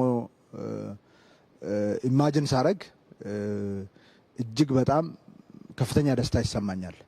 የመደመር ትውልድ መጽሐፍ ሲመረቅ ሶፍ ዑመርን እንደ ዲቨሎፕመንት ሴንተር ተወስዶ እዛ እንዲጀመር ክቡር ጠቅላይ ሚኒስትር መመሪያ ከሰጡበት ጊዜ ጀምሮ ከፍተኛ ስራ የተሰራበት ያ የነበረው ቁጭትን የሚያርም የመደመር ትውልዱ ደግሞ አዲስ መንገድ የሚከፍትበት ህዝቡም ከነበረበት ድህነት፣ ኋላ ቀርነት ከሴፍቲኔት የሚላቀቅበት ኢንቴግሬትድ የሆኑ ቅድም እንደተገለጸው በግብርናም፣ በማዕድን፣ በቱሪዝም አልፎም ደግሞ በአርባን ዲቨሎፕመንት ሰፋፊ ስራዎች የተጀመሩበት ህዝቡ ላይም ሁላችንም ላይ ከፍተኛ ተስፋ የፈጠረበት ለኢትዮጵያም ትልቅ ጉልበት እንደሚሆን የታየበት ነውና ያ ቁጭት በጣም ኢንቴግሬትድ የሆነ ራዕይ አስቀምጦ ከዛ ራዕይ ደግሞ ማዕከል ተደርጎ ሀሳቦች ዲቨሎፕ ተደርጎ ከዛ ሀሳብ ወደ ተግባሩ መልሶ ሀሳቡን ያዳበረበት እና ከፍተኛ ውጤት የተገኘበት ነው ያየ ነው። እኔ በዚህ ትሪፕ በጣም ሲኒየር አመራሮች ቀድሞ የነበራችሁ አመራሮችም መምጣታችሁ ሀሳብ መቀያየር ያለውንም ነገር መረዳት ያለፈውንም ነገር ለማሰብ መጪውንም ዘመን ኢትዮጵያ ወዴት እየሄደች እንደሆነ የኢትዮጵያ ብልጽግና አይቀሬ መሆኑንም ያየንበት ነው ብዬ ነው የምወስደው። ትልቅ ትምህርት የተገኘበት ነው ብዬ ነው የምወስደው። ባሌ ክቡር ጠቅላይ ሚኒስትር ሁሌ እንደሚያነሱት ኢትዮጵያ ለራሷ ስትል ልታለማው ይገባል ብሎ ደጋግሞ ያነሱ ነበረ እና ለማታለንም ብሎ በቁጭት ሲናገሩ ነበረ። እሱ አሁን በግብርናውም በማዕድኑም ስፔሻሊ በቱሪዝም በአርባን ዲቨሎፕመንቱም ታይቷል። በሚቀጥሉት ጊዜያቶች ደግሞ ባሌ የምትሆነውን ነገር ሳስብ መኖር ጓጓለሁ ማለት ነው። አሁን ከሆነው በላይ ትልቅ ነገር ሊሆን እየመጣ እንደሆነ ህዝቡም ወደ ላቀ ደረጃ እንደሚሸጋገር ለኢትዮጵያም ደግሞ ትልቅ ጉልበት የሚሆን አካባቢ እንደሚሆን በግልጽ የሚታይበት ነው። ስለዚህ ይህንን የተደበቀ የተረሳ አካባቢ ከተደበቀበት ስላወጡ እና ከተረሳበት እና ሁሉም ሰው ነቅቶ ከእንቅልፍ ነቅቶ ወደዚህ ስራ እንዲገባና አዲስ ታሪክ እንደ መደመር ትውልድ እዚህ እንዲፈጠር ስላደረጉ በጣም ማመስገን እፈልጋለሁ። ያኔ የዛሬ 7 ዓመት 6 ዓመት እንቀይረዋለን ሲባል እንትን በጣም ያስፈራኝና ያስደነግጠኝ ነበረ። ምክንያቱም ድህነቱና ችግሩ ሰፊ ስለሆነ አሁን ደግሞ ሳየው ያፍራቻዬ የድህነት ዋሻ እንደሆነ ነው የሚገባኝ። ከዚህ ወጥተን በድፍረት እና በቁርጠኝነት በተግባር እንዴት እንደማይሆን በማሰብ ሳይሆን እንዴት እንደሚሆን በማሰብ ነገሮችን መቀየር እንደምንችል በተግባር ያየሁበት የተማርኩበት ነው። ይሄ ለአጠቃላይ ለኦሮሚያ ክልል ሌሎች አካባቢዎችም ለተጀመሩ ስራዎች ትልቅ መሰረት ነው። ለቀጣይ ለሚሰሩ ስራዎችም ትልቅ ጉልበት ነው የሚል እምነት ነው ያለኝ። ከሁሉ በላይ ለምን የሚለው ጥያቄ እና ከዛ የሚመጣው ቁጭት ሀሳቡን ደግሞ የሚያደረጅ ተግባር በተግባር ሲታይ ወደ ላቀ ደረጃ መሸጋገር እንደምንችል ያየንበትና የተማርንበት ነው። ያለፈውንም ሳስብ በጣም ደስ ይለኛል። የሚመጣውን ደግሞ ሳስብ እጅግ በጣም ደስ ይለኛል። ስለዚህ እንደ ድሮ ስጋት ሳይሆን የሚታየኝ ሞር በዚህ ውስጥ ትልቅ ተስፋ ነው የሚታየኝ እና ይሄ ጨለማ ሰማው እየተገፈፈ ከፍተኛ ብርሃን እየመጣ ብርሃኑ ደግሞ ቀጣይ ጉልበት እየሰጠን ያለው እዚህም ደግሞ የነባር አመራሮች ሰሞኑን ሲሰጡት የነበረው ሀሳብ ሲደረግ የነበሩት ውይይቶች እና የሀሳብ መከፋፈሎች ሀሳብን ለአንዱ ላይ የማካፈል ጉዳይ ለኢትዮጵያም ትልቅ ጉልበት ትልቅ መሰረት ይሆናል የሚል እምነት ነው ያለኝ። እውነት ለመናገር በዚህ አጭር ጊዜ ውስጥ እንደዚህ አይነት ኢንቫይሮንመንት ተፈጥሮ ይሄ ሁሉ ሰው መጥቶ እዚህ አድሮ ተነጋግሮ ተወያይቶ እንደዚህ አይነት ነገር ማየት በመቻሌ በጣም ነው ደስ ያለኝ። አይ ቲንክ የሰሞኑን የእናንተን ቆይታ እዚህ ያለው ህብረተሰብ እና የተሰራውን ስራ አርሶ አደሩ አርብቶ አደሩ በምን ደረጃ ፊል እንደሚያደርገው እዚህ ያለው ሰው ብዙ ያንን ሊካፈለው ይችላል የሚል እምነት የለኝም። ባሌንም ያየነው 1/4 ዙን የሚሆን ነው፣ አላየነውም። 3/4 ዙን አላየነውም። እና እዚህ የነበረው ህብረተሰብ የነበረበት ጨለማ የነበረበት ተስፋ መቁረጥ እና ሴፍቲኔት ዌይ ኦፍ ላይፍ ሆኖ ሰው ሴፍቲኔት እየተመዘገበ የሚጋባበትና የሚዋለድበት ያ ሁሉ ታሪክ በመሰረታዊነት ተንዶ አዲስ ተስፋ አዲስ ጉልበት የተፈጠረበት ስሜት እነሱን ሆኖ የእነሱን ህይወት መኖርን እና በዚህ ህይወት ውስጥ ማለፍን የሚጠይቅ ይመስለኛል። ስለዚህ ያንንም ስሜት ሳስበው በጣም ጉልበት ይሰጠኛል እና እጅግ በጣም ደስ ብሎኛል። እውነት ለመናገር አመሰግናለሁ። ክቡር ጠቅላይ ሚኒስትር፣ እኔ 3 ነገሮች ነው ማንሳት እንፈልገው። መጀመሪያ እንኳን ወደዚህ መጣን። እኔ ባሌ የመጨረሻ የመጣሁት 13 ዓመት በፊት ነው። ባሌ ጂኦግራፊ ነው ለኛ መልክዓ ምድር ነው እንጂ ሌላ ነገር የለውም። ሰው ደርሼ መጥቻለሁ። ቢያንስ ያኔ መንገድ ለመመረቅ ነበር የተመጣው። በስንት ዘመን የተሰራች አንድ መንገድ ብቸኛ መንገድ ነበረች። በሄሊኮፕተር ሄድኩት። በጣም ሀብታም ምድር መሆኑን የሚያጠራጥር ነገር አልነበረው። እንዲህን አትሊስት ሀብት ለመጠቀም እንኳን መንገድ ቀደም ብሎ መስራት እንዴት አልታያቸውም ብዬ ጠይቅ ነበረ። ያን እንኳን ያልኩት ለመዝረፍ ነበረ፣ ግን መዝረፍ የሚለው ቃል ትንሽ ከወድ ስለሚል ነው። ሶፍ ዑመርን የማየት ያው መልክዓ ምድር ክላሶቻችን ላይ ሶፍ ዑመር ኢትዮጵያ ከምትኮራባቸው ተብለዋል። ትሰማዋለህ። ሶፍ ዑመር አጠገብ ሆኜ ሶፍ ዑመር የሚሄድ ፍላጎቱም አልነበረኝም። ብፈልግም ኖሮ ኢንፍራስትራክቸሩ አልነበረም። በጣም መንቻካ ፈረንጆች ማየት አለብን ብሎ ከሚመጡት በስተቀር እዚህ ጋር የሚባል እንቅስቃሴ የለም። የመጀመሪያው ትኩረቴ እንኳንም አጋጣሚው ተፈጥሮ ወደ ሶፍ ዑመር ለመምጣት ሶፍ ዑመርን ቅድም ጻድቃንም እንዳነሳው መልክዓ ምድር ብቻ ሳይሆን ታሪክም እንደሆነ ለማየት እድሉ እንኳን ገጠመኝ ይላል። ሶፍ ዑመር እንዳልኩ ዋሻ እቺ ፎቶ ላይ የምናያት ነገር ብቻ ነች እንጂ ውስጥ ገብተህ ይሄን ያክል ረጅም ርቀት ያለው ሰብተራኒያን ዓለም እንደሆነ እንግዲህ ባሌ አካባቢ መልክዓ ምድር ተራሮች አሉት። ቅድም እነ ጁነዲን ሲያነሷቸው የነበሩ እኔም ትልቁ ፒክ ላይ ፎቶ ለመነሳት ጭምር የቻልኩበት ነው። በታሪክ ምን ሰማው የነበረ በወሬ ምን ሰማው የነበረ ከመልክዓ ምድርነት ባለፈ ሰውን አታስታውስም፣ ታሪኩን አታስታውስም። ስለዚህ ተጨማሪ ታሪኮችን ማየት የምንችልበት እድል ስለተፈጠረ በጣም ጥሩ አጋጣሚ ነው የሚል እምነት አለኝ። ሶፍ ዑመር መልክዓ ምድር ብቻ ግን አይደለም። ባሌ ያሉት ተራሮች መልክዓ ምድር ብቻ አይደለም። ውብ የመሆናቸውን ያክል ብዙ እንስሳት መያዛቸውን ያክል ታሪክም ናቸው። ይህ አካባቢ ለምሳሌ የኢትዮጵያ ኢንተግራል የመልክዓ ምድር አካል ነው። ሶፍ ዑመር ይኮራበታል። ሰሜን ማን ነው የባሌ ማውንቴንስ ይኮራባቸዋል። ግን ደግሞ እዚህ አካባቢ ከ1000 ዓመት በፊት ጀምሮ ከሙሉ ዓለም የተሰባሰቡ የእስልምና ምሁራን ትምህርት ይቀስሙበት የነበረ አካባቢ መሆኑን ማንም ሰው አስታውሶ አያውቅም። የታሪካችን አካል አድርገንም ተንትነነው አናውቅም። በጂኦግራፊ የምንኮራውን ያክል ታሪኩም አካላችን ነው ብለን አስበን የምንችልበት አጋጣሚ ነበር ወይ? ቅድም እንደተነሳው ለጂኦግራፊ ያለን ፍቅር ኢትዮጵያም ሆነ ሂማሊያስ ሆነ ብዙ ላይቀየር ይችላል። እዛ ውስጥ ያለው ታሪክ ግን የኛም ታሪክ አካል ነው ብለን ባሰብን ቁጥር ነው የበለጠ አታችመንታችን የሚጠነክረውና ከመልክዓ ምድር ወጥተን ታሪኩንም ጭምር ለማየት አጋጣሚ ስለፈጠረ ከሶፍ ዑመር ጀመርን እንጂ ያየናቸው አካባቢዎች ውስጣቸው ብዙ ታሪክ ያዘሉ ናቸው። ይህንንም ለማየት እድሉ ስለገጠመን አይ ቲንክ ጥሩ አጋጣሚ ነው የሚል እምነት አለኝ። ከሌሎች ጋር መገናኘት እኔም ያስደስተኛል። ቅድም አባዱላ ሲያነሳ ተመላልሻለሁ ይላል። ጁነዲንም ተመላልሻ ሁሉም እዚህ ይኖሩ ነበረ። ለምንድን ነው መሰረተ ልማት ማስፋፋት ያልቻል ነው የሚለው ጥያቄ ተመልሰ ስታየው ምናልባት የእንቁላልና የጫጩት የዶሮ ፕሮብሌም ጉዳይ ነው። ሰላምን ልማት ነው የሚያመጣው ወይስ ልማት ነው ሰላምን የሚያመጣው? እርግጠኛ የሆነ መልስ መስጠት አትችልም። ቢያንስ ግን አንዱ ይደግፋል። አባዱላ እዚህ በምትመጣበት ሰዓት አብዛኛው የማረጋጋት ስራ መስራት ላይ ትኩረት አድርገህ ሊሆን ይችላል። ጁነዲን በሚመጣበት ሰዓት ስላይትሊ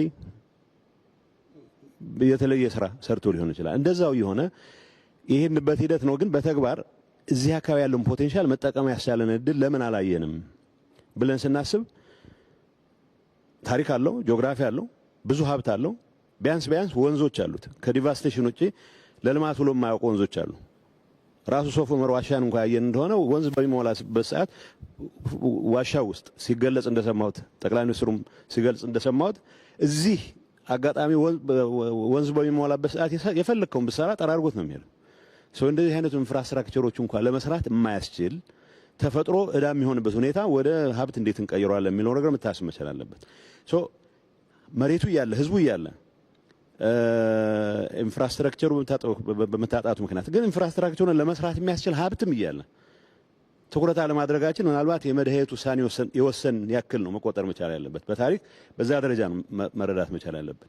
እዚህ ያለውን ሀብት ተጠቅመን ህዝቡ የተረጋጋ ኑሮ እንዲኖር ብቻ ሳይሆን ከሴፍቲኔት ወጥቶ እጁ ውስጥ ባለው ሀብት ሌሎችንም ማገዝ የሚያስችለው ከምንም ነገር በላይ ግን ይሄን አካባቢ ሁሉም ነገር ባሟላ መልኩ ፉሊ ትራንስፎርም ማድረግ የሚያስችለው አቅም መፍጠር እንችላለን የሚል ነው። ፈለግንም አልፈለግንም ያለፉት ፌሊየሮች ምንድናቸው ብለን በደንብ ስቶክ ወስደን ምናልባት ብዙ እንትን ማለት ሳይጠበቅብን ፎከስድ ሆነን ያለው ሀብት ያለው ሪሶርስ ያለው የህዝቡ አኗኗር ሁኔታ ያለው የአየር ሁኔታ ብዙም ሳይበግረን ብዙ ለውጥ ማምጣት እንደምንችል የምናሳይበት አጋጣሚ ተፈጥሯል የሚል እምነት አለኝ።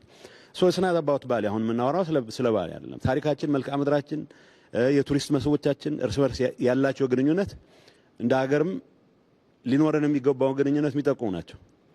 የባሌ ተራራዎችን የሚጎበኙ ሰዎች የቱሪስት ዴስቲኔሽንም ስለሌላቸው አንድ አካባቢ ነበር ማቀው የመጨረሻ ማስታወሰው አንድ ጡረተኛ ኮሎኔል የሰራው እንትን ነበር።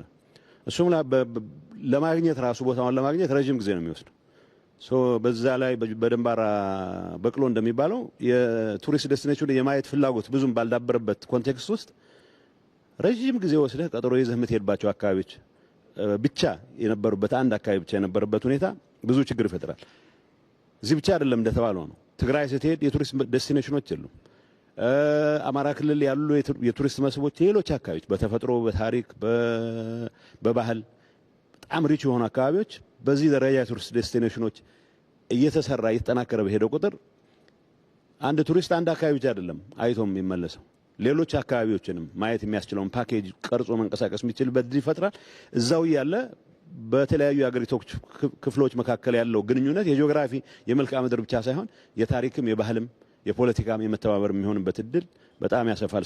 እንደ ሾኬዝ ማድረጊያ አይ ቲንክ ባሌ ውስጥ ለብዙ ዓመታት ጠቅላይ ግዛት ሆኖም ክፍለ ሀገር ሆኖም ዞን ሆኖም የታጡ እድሎች በአንድ ላይ ተሰባስበው መፈጠር የሚችሉበት የቱሪስት ዴስቲኔሽኖች የሚዳብሩበት ባሌ፣ ሶፍ ዑመር፣ ሌሎች አካባቢዎችም ከመልክዓ ምድር በላይ ታሪክ እንዳላቸውም ጭምር የምናይበት ከዛ አልፎ ግን በምግብ ራስ መቻል ብቻ ሳይሆን ለየት ያለ ኢኮኖሚክ ትራንስፎርሜሽን ለማምጣት የሚያስችል አቅምም በተግባር የምናረጋግበት አጋጣሚ ስለሆነ ይህንን ማድረግ ለቻላችሁ ሁሉ ድሮ የጀመራችሁ አላችሁ፣ ያስቀጠሉት አሉ። አሁንም ወደፊት ለመውሰድ በሚደረገው ጥረት ውስጥ ሙሉ ጊዜያቸውን እያባከነ ያሉ ሁሉም አመራር ያሉ ሰዎች በዚህ ስራ መኩራት ያለባቸው ይመስለኛል። ግን የተሟላ ስራ ሊሆን አይችልም። በሂደት እየተጠናከረ ሌሎችም የሚማሩበት እንዲሆን ከማድረግ አንጻር ግን እነኚህ ነገሮች ለዚህ አካባቢ ዩኒክ የሚሆኑ ነገሮች የመኖራቸውን ያክል ሌሎች አካባቢዎችም ሪፕሊኬት ሊደረጉ የሚችሉ ነገሮች እንዳሉ ታውቆ ልማቶቻችን፣ የቱሪስት መስህቦቻችን ሰላማችንን የምናረጋግጥባቸው ሰላማችን በማረጋገጥችን ምክንያት ደግሞ ሌሎች ተጨማሪ አጋጣሚዎችን የምንገነባባቸው እንዲሆኑ ሁላችንም መስራት አለብን የሚል መልእክት ለማስተላለፍ ነው። በዚህ አጋጣሚ ሸንቀጥቀጥ ለማለት የሚያስችለን ያቃሰትንም ቢሆን ብዙ ጋራ ለመውጣት ስላስገደዱን በዚህ አጋጣሚ ማመስገን ፈልጋለሁ። ሌሎች አጋጣሚዎችም ተጠቅመን መወያየቱ ብቻ ሳይሆን አገር ምን አለው ብሎ ለማየት የሚያስችለውን አጋጣሚ መጠቀም መቻል መልመድ አለብን የሚል እግረ መንገድ መልእክት ማስተላለፍ ፈልጋለሁ። አመሰግናለሁ። በመጀመሪያ ደረጃ ይሄንን እድል ስላመቻቻችሁልን እጅግ በጣም አመሰግናለሁ። አንዳንዶቹ ጓደኞቼ እንደተናገሩት እኔም ባሌ የመጣሁት ለመጀመሪያ ጊዜ አይደለም። በተለያዩ ጊዜያቶች መጥቻለሁ። ሶፍ ዑመርንም አይቼ አውቃለሁ፣ ሌሎችንም አይቼ አውቃለሁ። ግን በዚህ ስፋትና በዚህ ደረጃ አልተረዳሁም፣ አላየሁም። እውነት ለመናገር ከልቤ ነው። በዚህ ደረጃ ስፋት ያለው በዚህ ደረጃ ትልቅ ሀብት አለ ብዬ ወስጄ አላውቅም። አንዱ ያየሁት ይሄን ነው። ይሄ ማለት በኢትዮጵያ ደረጃ ትልቅ ሀብት እንዳለ፣ ይህ ሀብት ሁሉ ትልቁ ሀብት አፈርና ውሃ ነው። በኢትዮጵያ ውስጥ ትልቅ ሀብት እንዳለ የሚያሳይ ነው፣ ማሳያ ነው ይሄ። ግን ይሄ ሁሉ ሀብት እያለ እግዚአብሔር እነዚህን ሁሉ መርቆ ሰጥቶ ለዘመናት ለማኝ ሆነናል፣ ድሃ ሆነናል። ድሃ ክብር የለውም። ይሄንን ስናይ እልህ ሊይዘን ይገባል። ለምን? በእውነት ለመናገር ይሄንን ሁሉ ይዞ ድሃ መሆን ያሳፍራል። ይሄ መነገር አለበት፣ በትክክል መነገር አለበት፣ ህዝቡም ማወቅ አለበት። ይሄ እንደተጠበቀ ሆኖ ግን አሁን የተጀመረው ስራ፣ በድፍረት የሚወሰነው ውሳኔ፣ በፍጥነት የሚያልቀው ስራ እና ትልቅ መስዋዕትነትን የሚጠይቅ ስራ ደግሞ ተጀምሯል።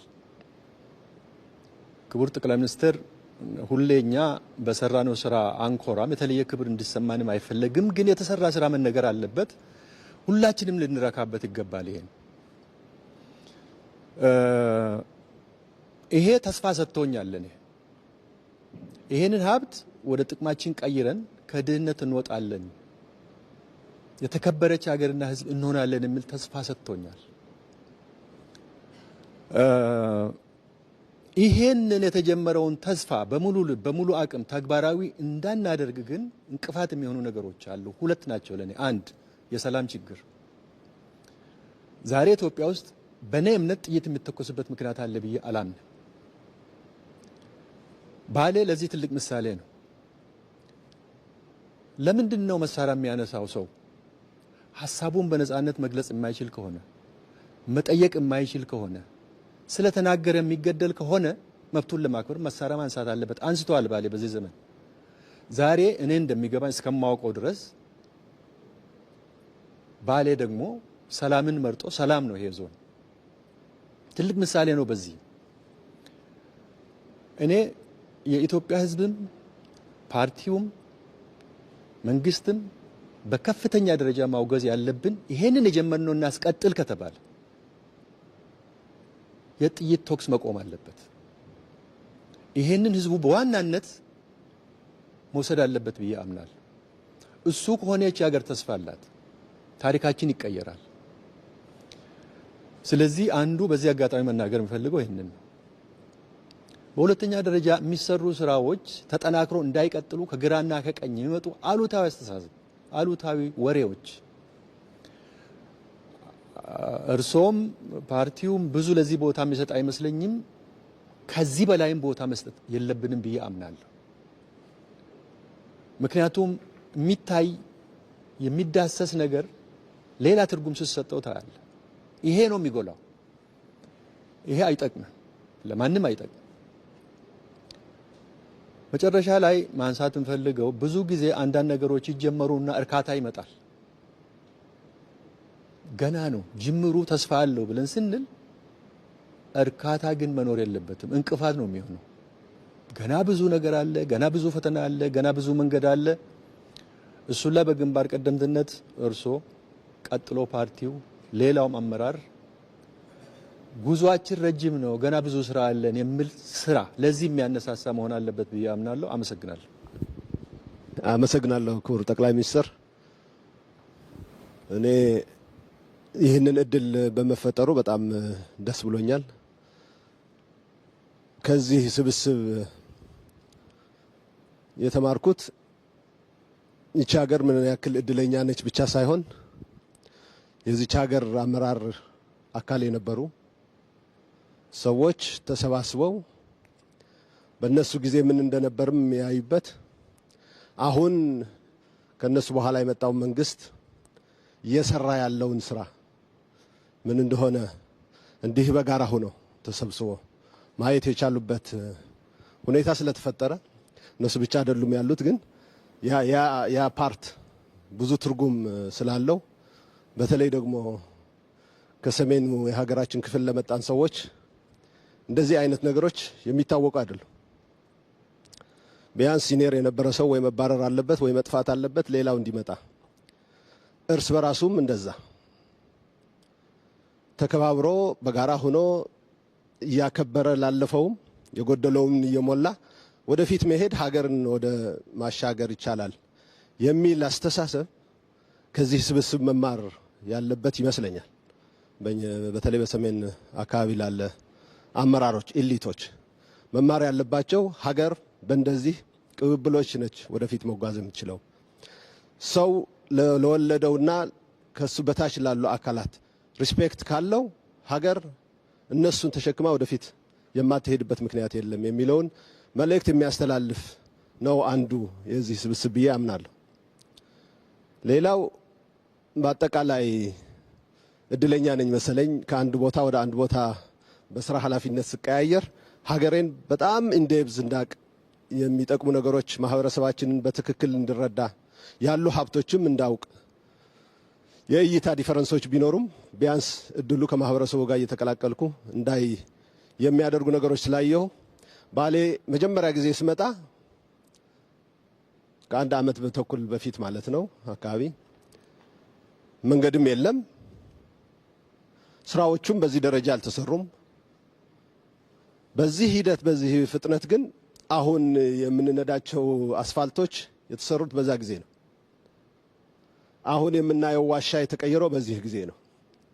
አሁን ያረፍንበት መናፈሻ የተሰራው በዚህ ጊዜ ነው። በተራራው ላይ እየተሰሩ ያሉ ማረፊያ ቦታዎች፣ መዝናኛ ቦታዎች እየተገነቡ ያሉት በዚህ ጊዜ ነው።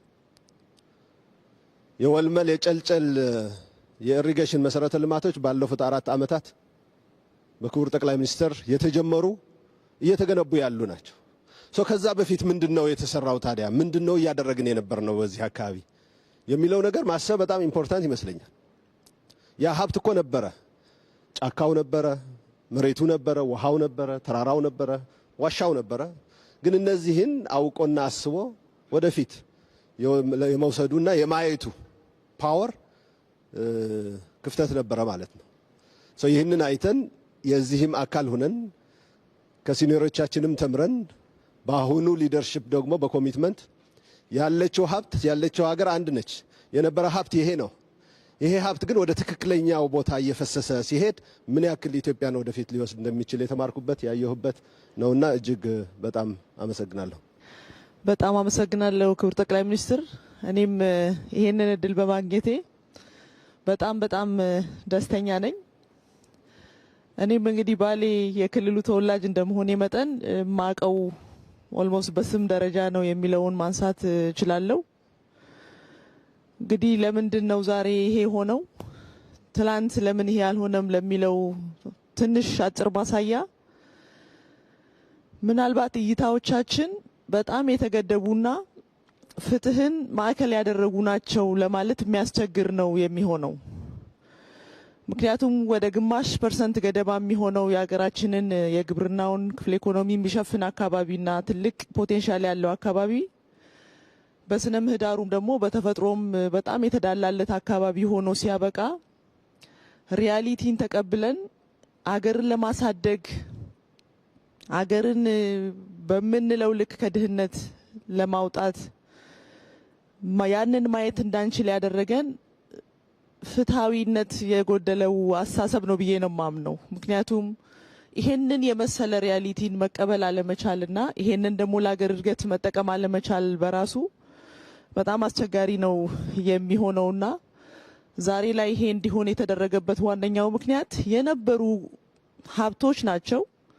ግን ደግሞ የሀሳብ መገለጥ በአዲስ የመመልከት የነበረውን ናሬሽን ቻሌንጅ ማድረግ ብቻ ሳይሆን ያለው ሪያሊቲ ተቀብሎ ለሀገር እድገት መስዋዕትነት ለመክፈል ዝግጁ መሆን የተገለጠ አይን የተገለጠ ሀሳብ ነው እንግዲህ እዚህ ቦታ ላይ ማየት የምንችለው። ካልሆነ በስተቀር ለዘመናት ሀገር ስትመሰረት ጀምሮ የነበረ ሀብትን ነው በተለየ እይታ ማየት የተቻለውና እኔ እዚህ ሊደርሺፕ አካል መሆን በራሱ በጣም እድለኝነት ነው የሚሰማኝና ሀገርንም እንድናቅ እየተደረገ ያለበት መንገድ ቀላል ነው ተብሎ የሚወሰድ አይደለም። እኔ በተለይ የዚህ የቲም ኮምቢኔሽኑንም ሳይ ትላንት ለአቶ ሱፊያን ስናነሳ ነበር በጋራ ሆነን የኛ ኤግዚት እንዴት ይሁን የሚሆነው የሚል ነገርም አንስተን ነበረ።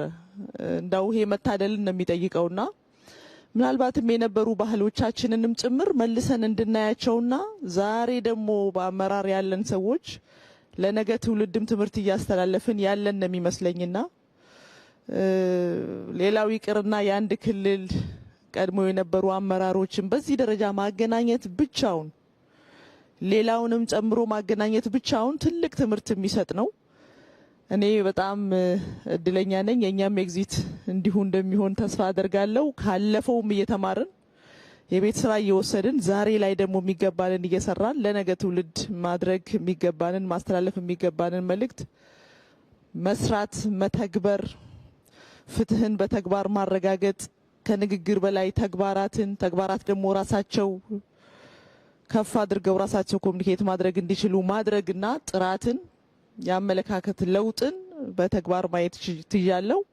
ሀሳብ በተግባር መቀየር እንደሚችል ደግሞ ከፍተኛ ክትትል ቁጥጥር ያለምንም ድካም የሚደረግበት መንገድ እኔም በግሌ የመማርበት ሌላውም ትምህርት የሚወስድበት ይመስለኛል። ከልብ አመሰግናለሁ። አመሰግናለሁ ክቡር ጠቅላይ ሚኒስትር፣ ክብርት ቀዳማዊት እመቤት፣ ሁላችሁም አመራሮች እንደምን አደራችሁ በድጋሚ ማለት እፈልጋለሁ። በኔ በኩል መጀመሪያ የተሰማኝን ለማንሳት በአንድ በኩል ቁጭት፣ በሌላ መንገድ ተስፋ፣ ለምን ደሃ ሆንን መርጠን ወስነን ወይስ የሚል ጥያቄ ራሴን መልሼ መላልሼ እንድጠይቅ አስገድዶኛል። ሁለተኛ በአጭር ጊዜ የተሰራው ስራ ልማታችን መልከ ብዙ ደርዘ ብዙ መሆኑን ሁሉንም አካባቢዎች ገጠሩን ከተማውን ከጫፍ ጫፍ ለማካተት እየተደረገ ያለው ርብርብ ደግሞ ቀጥሎ የምትኖረው ኢትዮጵያ የልጆቻችን ኢትዮጵያ እኛም እድሜ ከሰጠን ልናያት የምንችላትና እያየናት ያለች ኢትዮጵያ ምን ያክል ተገቢውን ስፍራ እየያዘች እንደሆነ ማየት ይቻላልና ባሌ ላይ ያየነው ነገር እስካሁን እየተሰሩ ያሉ ስራዎችን ሌላኛውን መልክ ነው ያየነው ብዬ ነው የወሰድኩት። ከወሰድኩት ትምህርት አኳያ የመጀመሪያው ስራ ሀገርንና ሕዝብን አውቆ በጥበብ የመምራት ትምህርት ነው የወሰድኩት። በጂኦግራፊ ስንማር ስለዚህ አካባቢ መጥቻ አላቅም፣ እድሉ ገጥሞኛ አቅም ከሮቤ አልፌ አላውቅም። ነገር ግን ስለ ሶፍ ዑመር ዋሻ እና ስለ ባሌ ተራሮች የመጀመሪያ ደረጃ ትምህርት ስንማር አውቃለሁ ማለት ሰምቻለሁ። ነገር ግን ኢትዮጵያ ምን አላት፣ የት ቦታ ምን ሀብት አላት፣ ምን ቅርስ አላት ብሎ አውቆ አመራር ሰጥቶ በቅርብ ተከታትሎ ደግፎ በመምራት ደግሞ ኢትዮጵያ ያላትን ጸጋ ለማውጣት የሚያስችል የአመራር ጥበብ ተምር ያለው በስራ አጋጣሚ መካከለኛው ምስራቅ በሄድኩበት በጣም መታየት ያለበት ነገር ብለው ወስደውን ነበር። የኔ ካውንተር ፓርቲ የሆኑ ሚኒስትርና ገርሞኝ ነበር። እንደዚህ አይነት ተመሳሳይ ይዞታ ያለው ቦታ ነው ያየሁት።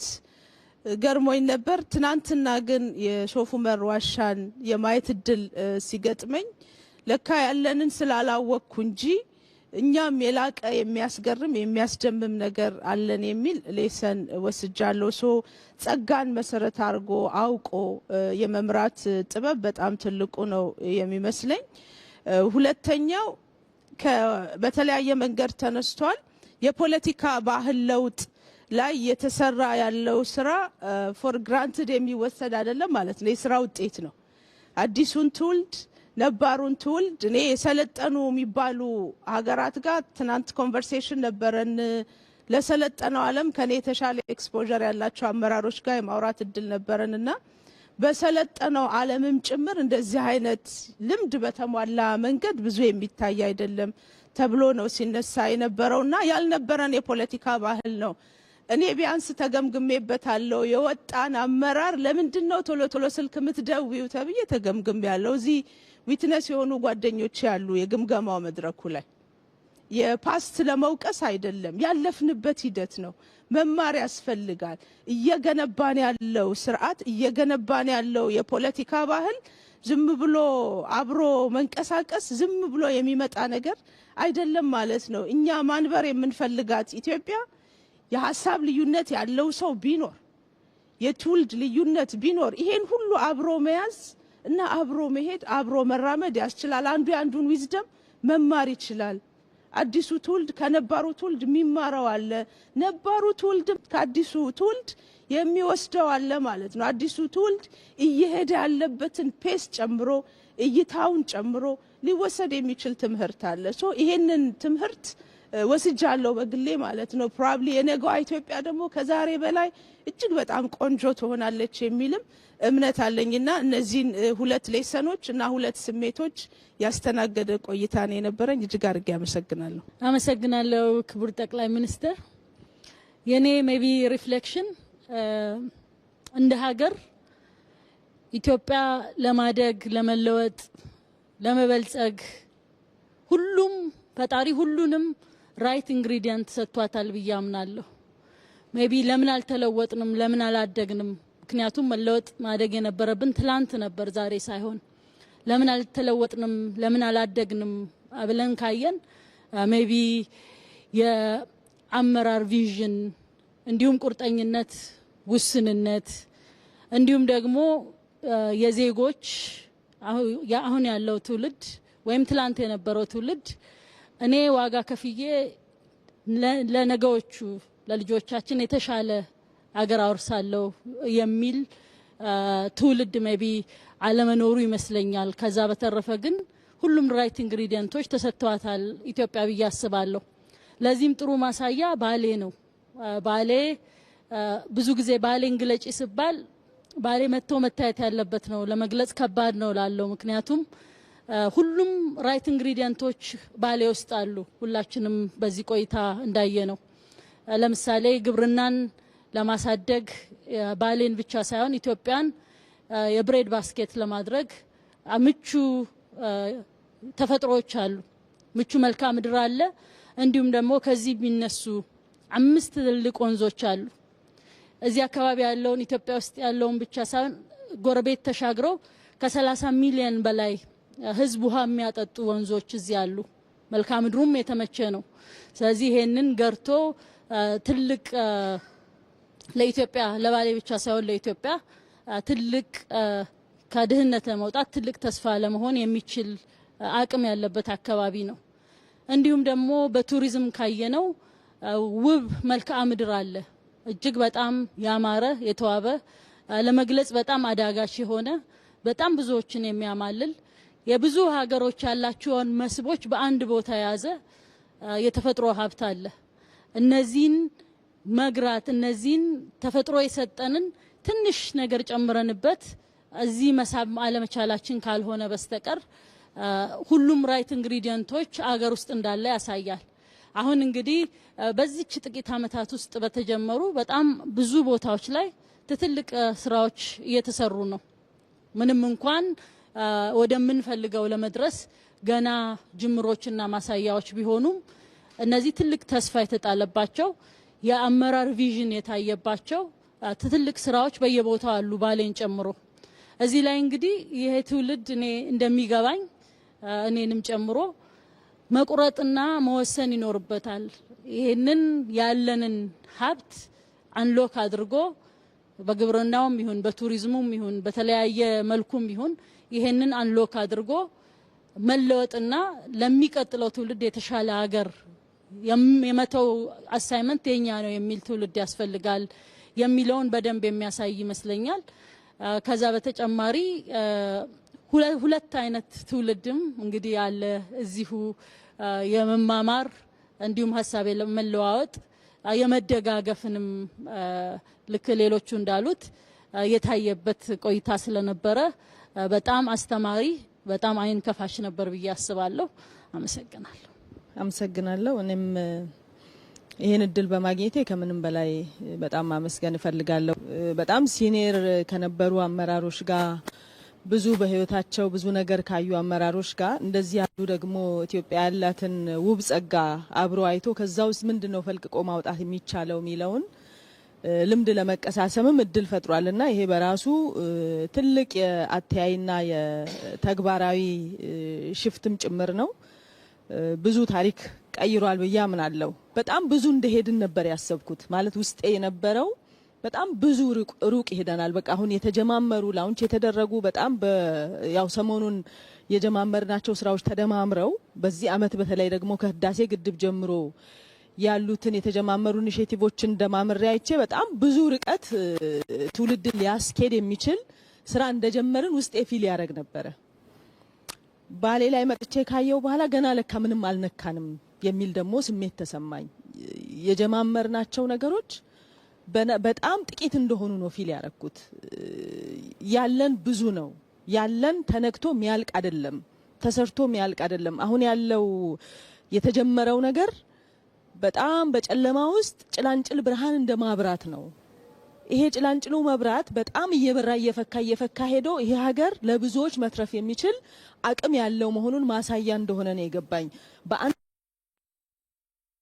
ጫፍ እስከ ሎላንዱ ድረስ ከትላልቆቹ ውሃዎች እስከ ትንንሾቹ የሚወርዱ ጅረቶች ድረስ ከእንስሳቱ ቫራይቲ ተቆጥሮ የማያልቅ አይነት ከታሪክም ተፈጥሮ ደግሞ ያልተጠቀምናቸው ነገሮችን ያለንን አፈርና ውሃ አገናኝተን ምርታማነትን ማሳደግ ወደምንችልበት ሁሉን በአንድ ላይ ማሳየት የሚችል አንድ ማዕድ ላይ መቅረብ የሚችል ነገር አየሁኝና ለካ ገና ብዙ የቤት ስራ አለብን የሚል ነው የሰጠኝ አሳይመንት። ብዙ በጣም ብዙ የቤት ስራ እኛም ከኛ ቀጥሎ ያለው ትውልድም ትልቅ የቤት ስራ አለብን። የመፈለግን የቀጣይ ትውልድ አዳዲስ ነገሮችን እንዲፈጥርና እንዲፈጥን ተብሎ በመደመር መንግስት የተጻፈው ነገር የግድ ኤግዚስት አድርጎ ሰጥቶናል ፈጣሪ። ሁሉንም አንድም ነገር አላሳጣንም። የገባኝ እሱ ነው። ምንም ያጣነው ነገር የለም። ከኛ ግን ያለውን የማወቅ ፍላጎት የፈለግነውን ደግሞ በአግባቡ አውቀነው ወደ ተግባር የመቀየር ወኔ፣ ይሄንን ወኔ ይዞ ደግሞ ያንን የሚመራ ኃይል ነው የሚፈልገው። ይሄን ካረግን ለምንድን ነው ምን ለምነው ክቡር ጠቅላይ ሚኒስትር ቅድም ያሉት እንዴት እኛ ለማኝ እንሆናለን? ይሄ ሁሉ በእጃችን ተሰጥቶን እያለ የሚለው በጣም ያሸማቅቃል። ገና ያልነካ ነው ብዙ ነገር አለ። በጣም ብዙ የቤት ስራ ነው የተሰማኝ። እንግዲህ ፈጣሪም ረድቶን ብዙ ነገር እንሰራለን ብዬ አምናለሁ። አመሰግናለሁ። አመሰግናለሁ። እንደ ባሌ አይነት ቦታ የመጣ ሰው ከመልስ ይልቅ ብዙ ጥያቄዎች ነው የሚያትርፈው። የመደመር መንግስት መጽሐፍ ሲጀምር የአባይ ልጅ ለምን ውሃ ጠማው ብሎ ነው የሚጀምረው እና ባሌም የሚመጣ ሰው ኢትዮጵያ ባሌን ያህል ሀገር ይዛ ለምን ተቸገረች የሚል ጥያቄ ነው ይመጣለት። ቅድም እንደተገለጸው የወንዞቹ ብዛት፣ የመልክዓ ምድሩ አይነት፣ ለግብርና ያለው ተስማሚነት፣ ለታሪክና ለቅርስ ለባህል ያለው ምቹነት ይህን ያህል ትልቅ ሀብት ያለበት ሀገር ለምንድን ነው የተቸገረው? እውነት ኢትዮጵያውያን አጥተን ነው የተቸገርነው ወይስ በቅንጦት ምክንያት ነው የተቸገርነው? የኛ ድህነት የጦት ነው የቅንጦት ነው? ያለማየት ነው ያለማግኘት ነው? ያለመፈለግ ነው ወይስ የመነፈግ ነው? ብዙ ጥያቄዎች ነው የሚመጡት። ባሌ ውስጥ እኔ በዚህ 3 ቀን በተዘዋወርኩበት ከመልሱ ይልቅ ጥያቄው ነው በየደቂቃው ሲያስቸግረኝ የነበረው። ለምንድን ነው እንደዚህ የሆን ነው? ስለ ሀብት ያለን እይታ ለምንድን ነው በዚህ መጠን ራሳችንን ድሃ አድርገን እንድንቆጥር ለምን የተደረገው? ድሃው ማን ነው? የኛ አስተሳሰብ ነው ወይስ ኢትዮጵያ ናት ድሃ የሆነችው? ለምን ነው ማየት ያልቻል ነው? ለምን ነው እንዲህ አይነት እድሎችን በሚገባ ተጠቅመን አገራችንን ስሟንም ክብሯንም መቀየር ለምንድን ነው ያልቻል ነው? እና እኔ ባሌን ያህል አገር ይህን ያህል ሰፊ ሀብት ይህን ያህል ሰፊ ታሪክና ቅርስ ያለው ሀገር ተራበ ተቸገረ ሲባል ሲሰማ ለምንድን ነው እንደምንም ያልቆጠር ነው? ወይም ለምንድን ነው ተቀብለ ነው የኖር ነው እንዴ?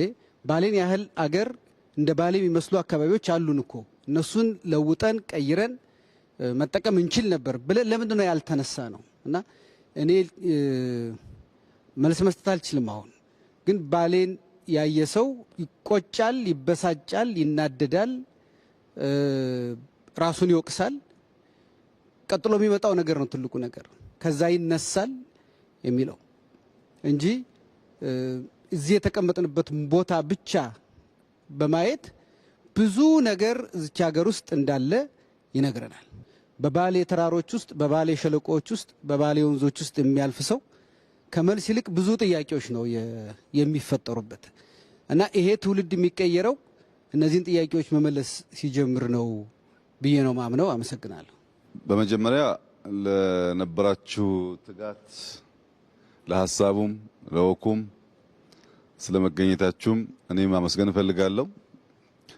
በመገኘታችን ውስጥ የሚያልፍ በጣም በርካታ ነገር ስላለ መገናኘቱ በራሱ ጥሩ ነው እና ለዚያ ምስጋና ይገባችኋል።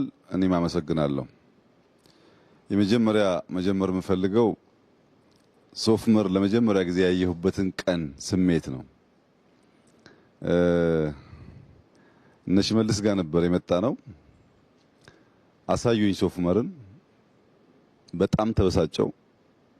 የተጋነነ ብስጭት የነበረው በጣም ነው ያዘንኩት። ምክንያቱም ይሄን የሚያክል ሀብት እያለ መዘንጋቱ ለምን የሚል ቁጭት ፈጠረብኝ። የቁጭቱ መንስኤ ኬቡን ሙሉ አላየ ነው። ሙሉ ሄደን ብናየው እና አሁን የኢትዮጵያ መንግስት ሀብታም ነው ብለን እናስብና ይህንን ኬብ ልስራው ብሎ ሀብት መድቦ ቢጀምር በስንት ዓመት በስንት ቢሊዮን ዶላር ይሰራዋል? አሁን ማጽዳቱን እንተው እንስራ ብንል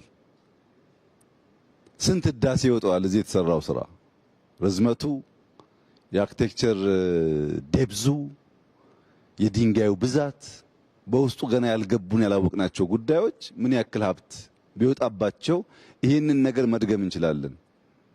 አንዱ ሀሳብ እሱ ነበር። ሁለተኛ የኛ ከኋላ ጋር ያለን ጸብ በሳቢዎቻችን እንዳስቀመጥ ነው ወደፊት መራመድ እንዳንችል በእጅጉ ይዘውናል። አንድ ሰው ኋላውን ማየት ያለበት ለትምህርት ብቻ ነው። ከዚያ ያለፈው ንትርክና ትናንትና ውስጥ መኖር ዛሬን እንዳንሰራ ነገን አርቀን እንዳንመለከት ይጋርዳል። ሶፍ ዑመር ኬቭ ውስጥ ያገኘው ነገር በሆነ ዘመን የኢትዮጵያውያን ስልጣኔ ይመስለኛል። ለዚህ መነሻዬ አንደኛ ላሊበላ በሄድኩበት ወቅት የነገሩኝ ከላሊበላ እስከ አክሱም ውስጥ ለውስጥ የሚያስኬድ ኬቭ አለ ይላሉ። የተወሰነ ሞክረው ጨለማ ስለሆነ የአየር ችግር ስላለ ፈርተው ተው እንጂ የሞከሩ ሰዎች አሉ። ጻድቃን ደግሞ እንደነገረኝ ፋጺ አካባቢ ዋሻ አለ። እነሱም ትንሽ ሞክረው ትተውታል። ግን በጣም ርቀት ወዳለው ቦታ እንደሚወጣ እንደሚያገናኝ ወደ ፖርት ሰምተዋል። በሆነ ዘመን የኢትዮጵያውያን ዜጎች በየቦታው ዋሻ ፈልፍለው አንድን ጫፍ ከሌላ ማገናኘት ልምምድ የነበራቸው ይመስለኛል። የበለጠውን ተመራማሪዎች፣ ሳይንቲስቶች መፈተሽ ቢኖርባቸው ለምንድን ነው እኛ ስንመጣ እዚህ አካባቢ የሚታወቀው ዋሻ ይሄ አይደለም። ስንወጣ አሳያቸዋለሁ። በሌላ ጫፍ ያለ ነው። እዚያ ውሃው አስቸግሮን ስንፈልግ ነው ያገኘነው። ይሄን እምብዛም አይታወቅም ይሄ ዋሻ። ቅድም ሶፍ ዑመርን አውቀዋለሁ ያለ ሰው ማንኛችሁም አታውቁትም ይሄን ዋሻ። የምታውቁት በዛኛው ጫፍ ያለውን ሲፈለግ ተገኘ። አሁንም ያልደረስንባቸው በጣም በርካታ ቦታዎች አሉ። የሚገርማችሁ አንደርግራውንድ አለ እዚህ ውስጥ ያልገባንበት። ዘሴም ዋሻ አንደርግራውንድ አለ። ብዙ የማናቃቸው ጉዳዮች አሉ። ከታሪክ ጋር ጸብ አይኑረን የሚለው እሳቤ ሶፍ ዑመር ላይ ጀመርነው አይደለም። ከግጭት በፊት ታስታውሱ ከሆነ አክሱም የጣሊያን መንግስት ለምኜ ይዤ ነበር። የወደቀውንም እናነሳለን ያለውም እንዳይወድቅ እንከላከላለን ብለው ስራ ጀምረን ነበር። ላሊበላ የፈረንሳይ መንግስት ብቻ ሳይሆን ፕሬዝዳንት ማክሮን ይዤ ነበር። አይቶ ተደንቆ ገንዘብ መድቦ ሙያተኛ መድቦ ስራ ጀምረናል። በጣም ብዙ ርቀት ሄዷል። አደናቃፊዎች ለመጨረስ ባያስችሉንም የፋሲል ቤተ መንግስትን ብትወስዱ ለመቶ ዓመታት ማንም ዞሮ አላየውም። ወደ ነበረበት ወይም ከዚያ በተሻለ አስውበን ሰርተነዋል። ሶፍ ዑመር ሌላው ምሳሌ ነው። አባ ጅፋር አለ። ሁላችሁም እምብዛም ሰምታችሁ የማታውቁት እነዚህ እንኳን ቢያንስ ይነገርላቸዋል በተወሰነ ደረጃ። አላላ ኬላ ማንም ሰው እንደ ታሪክም የሚያውቀው አልነበረም። አላላ ኬላን የሞከርነው ነገር ታሪኮቻችን በየትኛውም ጫፍ ቢሆኑ የኛ ስለሆኑ መጥፋት የለባቸውም። ከትናንትና ጋር ያለን ጸብ መቆም አለበት። ትናንትና ጋር ስንጨቃጨቅ፣ ትናንትና ስንኖር ዛሬን ሳንሰራ ትውልድ ልመናን እየተቀባበለ መቀጠል የለበትም የሚል ጽኑ እምነት ስላለ ነው። የእናንተን አመጣጥ በሚመለከት ይህንን ጋዘሪንግ በሚመለከት ግን ስለ ትውልድ ያለን እይታ በተደጋጋሚ ያልኩት በመጽሐፍቶችም የተገለጹ አሁንም ደግሜ የማነሳላችሁ ሀገር በአንድ ትውልድ አይሰራም። አንድ ትውልድ ጀምሮም አይጨርሰውም። በየትኛውም ዓለም ያለ ሀገር የሚሰራው በትውልድ ቅብብሎች ነው። ሀገር ብቻ ደግሞ አይደለም፣ ትውልድ ራሱም ሙሉ የራሱ ማንነት የለውም፣ የራሱ ስብዕና የለውም። ትውልዶች በሶስት ይከፈላሉ። 3E እንላቸዋለን። ኤግዚት የሚያደርጉ አሉ። ኤግዚት የሚያደርጉት ትናንት የተከሏቸው ችግኞች፣ የጣሏቸው አሻራዎች፣ ያስቀመጧቸው ብሎኬቶች ብቻ ሳይሆኑ እሳቤዎችም አሉ። እነዚህ እሳቤዎች ኤግዚስት በሚያደርገው አሁን ባለው ውስጥ የግማሽ ማንነቱ ኤግዚት ከሚያደርገው የተወሰደ ነው። የኔ ግማሽ ማንነት ከኔ ቀደም ከነበሩ ሰዎች የተወሰደ ነው። ከነሱ የሰማሁት ነገር በሰብኮንሽስ ማይንድ ይሰራል። ከነሱ ጋር ያየሁት ነገር በሳቢዎቼ ይሰራል፣ በጽሁፎቼ ይሰራል። ዝም ብዬ ትናንትናን ሙሉ በሙሉ ዘንግቼ ልፈጠር አልችልም። አሁን ባለኝ ማንነቴ ውስጥ 20፣ 30፣ 40፣ 50% ትናንትና አለበት። ሶስተኛው ኢመርጅ የሚያደርግ ነው። ይሄ ዛሬ ውይይት ጨምሮ ነገ የሚፈጠር ሰው ከኛ የሰማውን ከኛ ያየውን ሳይወስድ ማንነቱን ሊቀርጽ አይችልም። ሶስቱ ኤግዚት የሚያደርገው ኤግዚስት የሚያደርገውና ኢመርጅ የሚያደርገው ጄኔሬሽን ቢፈልጉም ባይፈልጉም ደም ብቻ ሳይሆን እሳቤ ይጋራሉ። ያንን መካድ ነው መከራ የሆነብን። ትናንትናን ሰው ሲወቅስ እሱ ብቻውን ዛሬ ቆም ይመስለዋል። ዛሬ መቆም አይቻልም ብቻህን። ትናንትና በአንተ ላይ ጥላ አለው።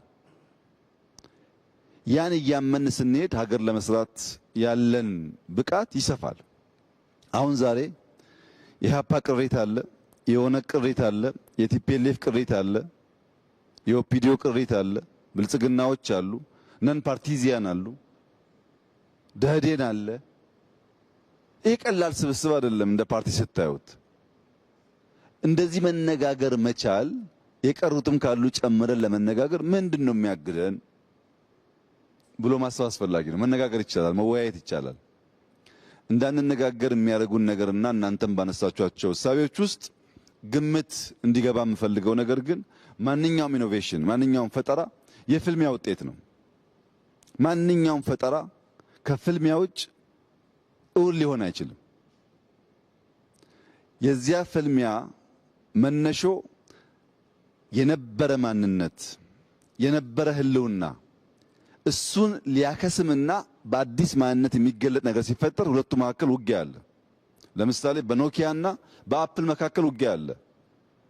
ኖኪያ ዝም ብሎ እጁን ሰጥቶ ለአፕል አልለቀቀም፣ ተፋልሟል። 1-2 ዓመት የዛሬ 10 ምናምን ዓመት እዚህ ያሉ ሰዎች ትላልቅ ስልጣን የነበራቸው ኖኪያ 6100 ለመያዝ የነበራቸውን ፍትጊያ ወደ ኋላ ማሰብ ነው።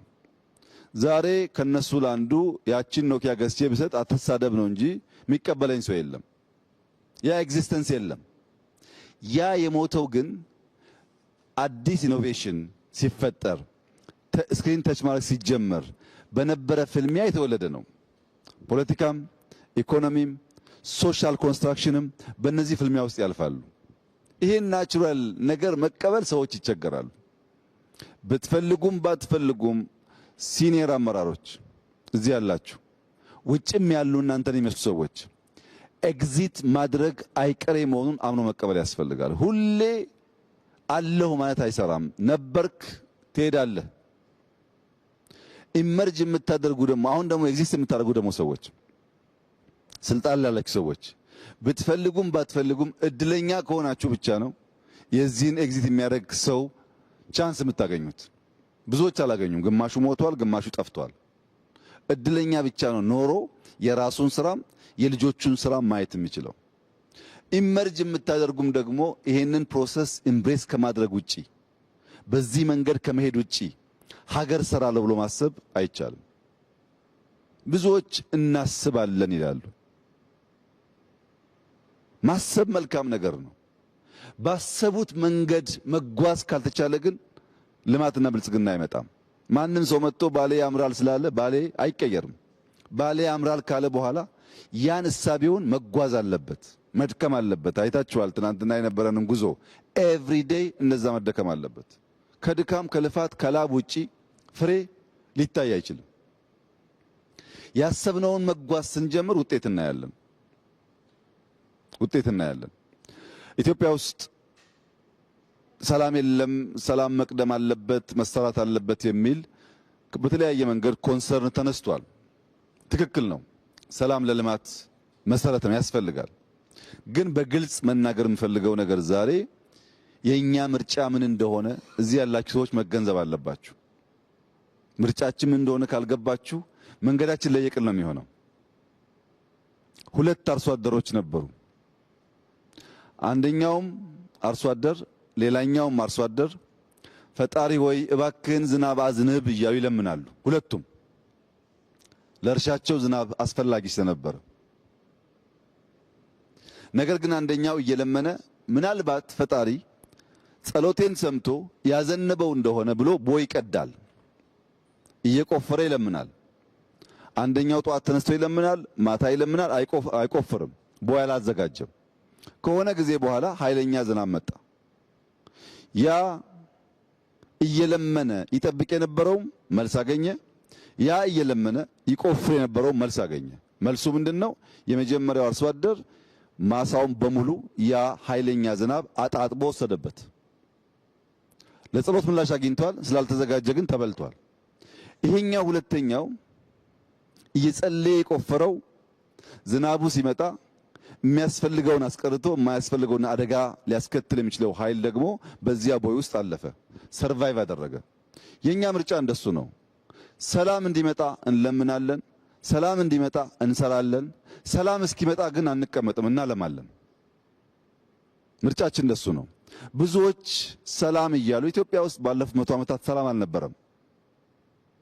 አሁን ፌስቡክ እና ዩቲዩብ ስላለ በየቀኑ ስለምንሰማው ነው እንጂ የበዛው ሰላም አልነበረም። የአፄ ቴዎድሮስ ታሪክ ዘመቻ ነው። የአፄ ዮሐንስ ታሪክ ዘመቻ ነው። የመንግስቱም በኋላም የነበረው ሽፍታ ኢትዮጵያ ውስጥ ጠፍቶ አያውቅም። ወንበር ለማጽናትና ሽፍታ ለማሳደድ 100% የደከሙ መሪዎች ሶፍ ዑመርን ዘንግተውታል። ትርፍ ያገኘነው እሱን ነው። ሽፍታ ባህል ስለሆነ እያጠፋ ነው። በአንድ እጃችን እናለማለን ካላልን በቀር ራሱ የምንመኘውን ሰላም አናመጣም፣ አናጸናም። ሰላም ከልማት ውጭ አይጸናም። የባሌ ወጣት አሁን የጀመርነውን ስራ ካየ አይዋጋም፣ ያጓጓል ልማቱ። እኔ እንደማምነው እናንተም እንዳላችሁት የኢትዮጵያ ልማት ከጫፍ ጫፍ መሄድ አለበት። ከትግራይ ጫፍ እስከ ጋምቤላ ጫፍ መሄድ አለበት። ከትግራይ ጫፍ እስከ ጋምቤላ ጫፍ የሚሄደው ልማት ግን ዩኒፎርም መሆን አይችልም። ሁሉም ጋር ሶፍ ዑመር የለማ፣ ሁሉም ጋር ላሊበላ የለም፣ ሁሉም ጋር አክሱም የለም፣ ሁሉም ጋር አባ ጅፋር ቤተ መንግስት የለም። የእያንዳንዱን ከባቢ ጸጋ ለይተን አውቀን ማውጣት ስንችል ያ ደግሞ ሲሰናሰል ሲደመር ኢትዮጵያን እንዳላችሁት እጅግ ያማረችና የበለጸገች ሀገር ያደርጋታል። ባሌ ቀደም ሲል እንዳነሳሁት በዞርኩባቸው ዓለማት ሁሉ አይቼ አላቅም ያልኩበት ምክንያት እኔ ተወልጄ ያደግኩበት አካባቢ በጣም ጫካ ነው። ቡና አለ፣ ደን አለ። ጫካ ለኔ ብርቄ አይደለም፣ ያድጌበታለሁ። ግን የኛ ጫካ ከባሌ ጫካ ጋር አንድ አይደለም፣ ይለያያል። ባሌ ውስጥ በሺህ ሄክታር በሄሊኮፕተር ሄዳችሁ የማትጨርሱት አስደማሚ እርሻ አለ። ይሄ ብዙ ቦታ አይታይም። ጅማ አይታይም፣ ወለጋ አይታይም። እርሻዎች አሉ፣ ግን በሄሊኮፕተር ለረጅም ሰዓት ተጉዘህ የምታየው ወጥ እርሻ አይታይም። በምግብ ራስ ለመቻል የሚያስችል ብቃት አለ ማለት ነው። ባሌ ውስጥ የዱር አራዊት ዲንሾ ብቻ ሳይሆን ሳነቴ ወተን ቀይ ቀበሮን እና መሰል አዋፋት ትናንት እንዳያችሁት ያሉት የተለየ ደግሞ ዳይቨርሲቲ ይታያል። እዛ ጋር ታች ስትወርዱ ደግሞ ሀረና አንበሳን ጨምሮ በጣም በርካታ ነገሮች አሉ። የዱር አራዊት አለ። ፈረሱ ይለያል፣ ከብቱ ይለያል፣ ዛፉ ይለያል። ፓልም ትሪ እቺን ከምታክል እስከ መሎ ዛፍ ትሪ አለ። ቆማችሁ ርቀቱን የማታዩትን ዛፍ በጣም ረጅም ዛፍና በጣም አጭር ዷርፍ ዛፎች ደግሞ አሉ። ብዙ ሀገራት ሰመር ዊንተር እያሉ ይከፋፈሉና በዊንተር ጊዜ በጣም በረዶ ሲሆንባቸው የሰመር ካምፕ ይሄዳሉ ወይም ሰመር ሃውስ እያሉ ይወጣሉ። ዊንተሩን ሬዚስት ማድረግ የማይችሉ መካከለኛው ምስራቅ ደግሞ ሰመር በጣም ከባድ ስለሆነ ቀዝቀዝ ያለ ቦታ ፍለጋ ሌላ ሀገር ይሄዳሉ፣ ቪዛ ትኬት ምናምን ብለው። አሁን ባሌ ሀገር ቢሆን የት ይሄዳል? በ20 ደቂቃ ጉዞ ቅዝቃዜ አለ፣ በ20 ደቂቃ ጉዞ ሙቀት አለ። በ20 ደቂቃ ጉዞ ጫካ አለ። በ20 ደቂቃ ጉዞ የሚያስደንቁ መስኮች፣ እርሻዎች አሉ። እዚሁ ብቻ በተለያየ ሲዝን ሊኖርበት የሚያስችል ነገር ፈጥሮ መኖር ይችላሉ ማለት ነው። ሁሉ አላቸው። ላይ ሳነቴ ላይ ያየነው የቅዝቃዜ ቦታ ያላቸው ሀገራት ይኖራሉ። የኛ ዩኒክ ስጦታ ላይሆን ይችላል። ግን እዛ ያየናቸው 20፣ 30፣ 40 የሚጠጉ ክሬተር ሌኮች ምንም አይነት የሰው እጅ ያላረፈባቸው ትንሽዬ ብንሰራቸው ግን ምን ሊሆን እንደሚችሉ አስቧቸው። ክሬተር ሌክ በጣም ክሊን ውሃ ነው ያለው። ሳነቴ ተራራ እዚህ አካባቢ ላሉ ውሃዎች ሁሉ የውሃዎች እናት ነው ይባላል። ለምን? እነዚያ ያየናቸው ሌኮች ትሩ ታይም ሲንክ እያደረጉ ነው ሪቨር የፈጠሩት። እነሱን ካልጠበቅን ታች ውሃ አናገኝም ማለት ነው። ዛፎቹ፣ ጫካዎቹ ልክ እንደ ሰው ሽበት አላቸው። ተጠላልፈው ተዋህደው በጣም ብዙ ዳይቨርስ የሚያደርግ አይነት ስፔሽስ ያላቸው ወፎች፣ ዋይልድ አኒማልስ እና አትክልቶች አብረው ይኖራሉ። ባሌዎች ይሄን ምን ያክል ተገንዝበውታል? ጥያቄ ነው። ኢትዮጵያ ምን ያክል ተገንዝበውታል? ጥያቄ ነው። ለምን አልሰራንም? ጥያቄ ነው። ቅድም ዳንኤል እንዳለው ብዙ መጠየቅ አለብን። አንድ ማወቅ ያለብን ነገር ግን ባሌዎች እዚህ ስፍራ ላይ የዛሬ 700-800 ዓመት በ60 ቋንቋ መድረሳ ያስቀሩ ነበር። በ60 ቋንቋ ከናይጄሪያ ጭምር ሰው መጥቶ እዚህ ቁርአን ይቀራ ነበር። በኦሮምኛ በአማርኛ ሳይሆን በ60 ቋንቋ ያስተምሩ ነበር። እዚህ ቦታ ላይ ትላልቅ ዑለማዎች፣ ሼኮች ነበሩ። በሰሜን ያለውን የምንኩስና የቆሎ እየበሉ ቂጣ እየበሉ ዕውቀትን የመፈለግ ጉዳይ አጣጥለን በደቡብ በምዕራብ ያለውን የዑለማዎች ያኗኗር ዘዬ በዋሻ ውስጥ አይታቸዋል። ጭሱን እዚህ ዋሻ በምንኩስና የሚኖሩ ሼኮች ነበሩ ማለት ነው። ይሄንን ንቀን ራሳችንን ንቀን ማንን ልናከብር ነው የምንተጋው? ነው ብንፈልግም ባንፈልግም የታሪካችን አካል ነው። ይሄም ታሪካችን ነው፣ ያም ታሪካችን ነው። ሁለቱም ለምቶ ሁለቱም መሸጋገር አለበት ብለን ካላሰብን በቀር አንዱ ወደን አንዱን ጠልተን አይሆንም፣ ሙሉ አያደርገንም። እና እዚህ ባሌ አካባቢ አንድ ታዋቂ ሼክ ነበሩ። ልጆቻቸውን ሁልጊዜ በምሳሌ ያስተምራሉ እና ቁርአን የሚቀሩ መድረሳ ቁርአን የሚቀሩ ልጆች በምሳሌ እያስተማሩ አንደኛው ልጅ አሁን አንተ ትኩስ ቡና ይዘህ መንገድ ብትጀምርና አንድ ሰው መጥቶ ካንተ ጋር ቢጋጭ ምን ያጋጥማል ብሎ ይጠይቃሉ። ምን ጥያቄ ያለው? ቡናው ይደፋበታል ይላል። ያ ቡና ለምን ተደፋበት ብለው ሲጠይቁ ተማሪዎች ይለያያል ሀሳባቸው። ሰውየው የውር ድንብር ነው፣ እያየ ስለማይጓዝ ነው። ትኩስ ነገር ይዤ ሳበቃ መጥቶ ተጋጨኝ፣ ቢያይ ኖሮ አንጋጭም። በጣም በርካታ መላምቶች ይናገራሉ። ሼኩ ግን አይደለም፣ ተሳስታችኋል። አንተ ያስከው ቡና ነው። ሲጋጭ ትኩስ ቡና ፈሰሰበት። የያዝከው ጤፍ ቢሆን፣ የያዝከው ዱቄት ቢሆን፣ የያዝከው ቡና ያልተፈጨ ብቻ ቢሆን፣ የያዝከው ወርቅ ደግሞ ቢሆን ወርቅ ይደፋበታል። ችግሩ አንተ የያዝከው ነገር ጋር ነው ያለው። እዚህ የመጣን አመራሮች ለባሌ ሕዝብ ምንድነው ይዘን የመጣ ነው? አንዳንዱ ቁጭት፣ አንዳንዱ ተስፋ ሊሆን ይችላል። ለባሌ አይን መገለጥ ወርቅ የሆነ ሐሳብ ይዘን ከመጣን ያን ሐሳብ ደፍተን እንሄዳለን። ቁጭት ብቻ ይዘን ከመጣን እኛም ተንገብግበን እነሱን እንዲቆጩ አድርገን እንመለሳለን። ተስፋ ደግሞ ካመጣን እንደዚሁ ነው። ሰው የያዘውን ነው የሚደፋው፣ የያዘውን ነው የሚሰጠው። መስጠት ያለብን ነገር ለትውልድ ሀገር እንዳለው ሊሰራ እንደሚችል ሊሰራ እንደሚችል ካስተማርነው እሱን ደግሞ ወስዶ የተለወጠ ነገር ሊያመጣ ይችላል። በኔ ሂሳብ ዛሬ እኔና እናንተ ችግኝ ተክለናል። ችግኝ ውስጥ ተስፋ አለ። ይሄ ችግኝ ከኛ በኋላ ይመጣው ይኮተኩተዋል፣ ከዚያ በኋላ ይመጣው ያጠጣዋል፣ የሆነ ትውልድ ደግሞ ያርፍበታል። ለኛ ጥላ አይሆንም። ሶፍ ዑመር ላይ የጀመርነው ነገር ጨርሰነው ለኛ ጥላ አይሆንም። ለልጆቻችን ግን ጥላ ይሆናል። ተስፋን ነው የምንዘራው፣ ሐሳብ ነው የምንዘራው። ይሄን ሐሳብ ገዝቶ የተጋ የደከመ ሰው ደግሞ የተዋበ ነገር ለራሱም ለአፍሪካም ይፈጥራል ተስፋ አደርጋለሁ። እዚህ የሰሩ ሰዎች፣ ወጣቶች፣ ኢንጂነሮች እዚህ ያለው ቦታ የትም ዓለም ዩኒቨርሲቲ ብልካቸው ማንም ዩኒቨርሲቲ ሊያስተምራቸው አይችልም። እንዴት ቆመ ይሄ ነገር? እንዴት ፒላር ሆነ? ያኛው ብራንች እንዴት ተፈጠረ? ሰው በህይወት ዘመኑ ተመራምሮ አይጨርሰውም። ይሄን የተማረ ሰው እዚህ የሰራ ሰው ቅድም እንዳልኩት ላሊበላ ብንወስደው፣ ፋጺ ብንወስደው፣ የትም ብንወስደው እዚህ ባገኘው ልምድ ያን እያሰፋ እያሳደገ ሊሄድ ይችላል። እኔ ይሄን ቦታ ማየው እንደ ትምህርት ቤት ነው። ይሄን ቦታ ማየው ገና እንዳልነካ ነው ነገር ነው። ማዕድኑ እንዳልኩት ከዩራኒየም ጀምሮ ባይዞ ነዳጅም አለ። የነዳጅ ምልክቶችም አግኝተናል። ባሌ ውስጥ በጣም በርካታ ማዕድኖች አሉ። ብዙ ኤክስፕሎር ባደረግን ቁጥር በህይወት ዘመናችን በሙሉ የምንማረው ጉዳይ ነው ያለው። ችግሩ እኛ ወደ ኋላ መለስን ለማየት ዝግጁ አይደለንም። የምንመኘው የሚጣፍጠው ማር ተቆርጦ የተዘጋጀው ማር ብቻ ነው።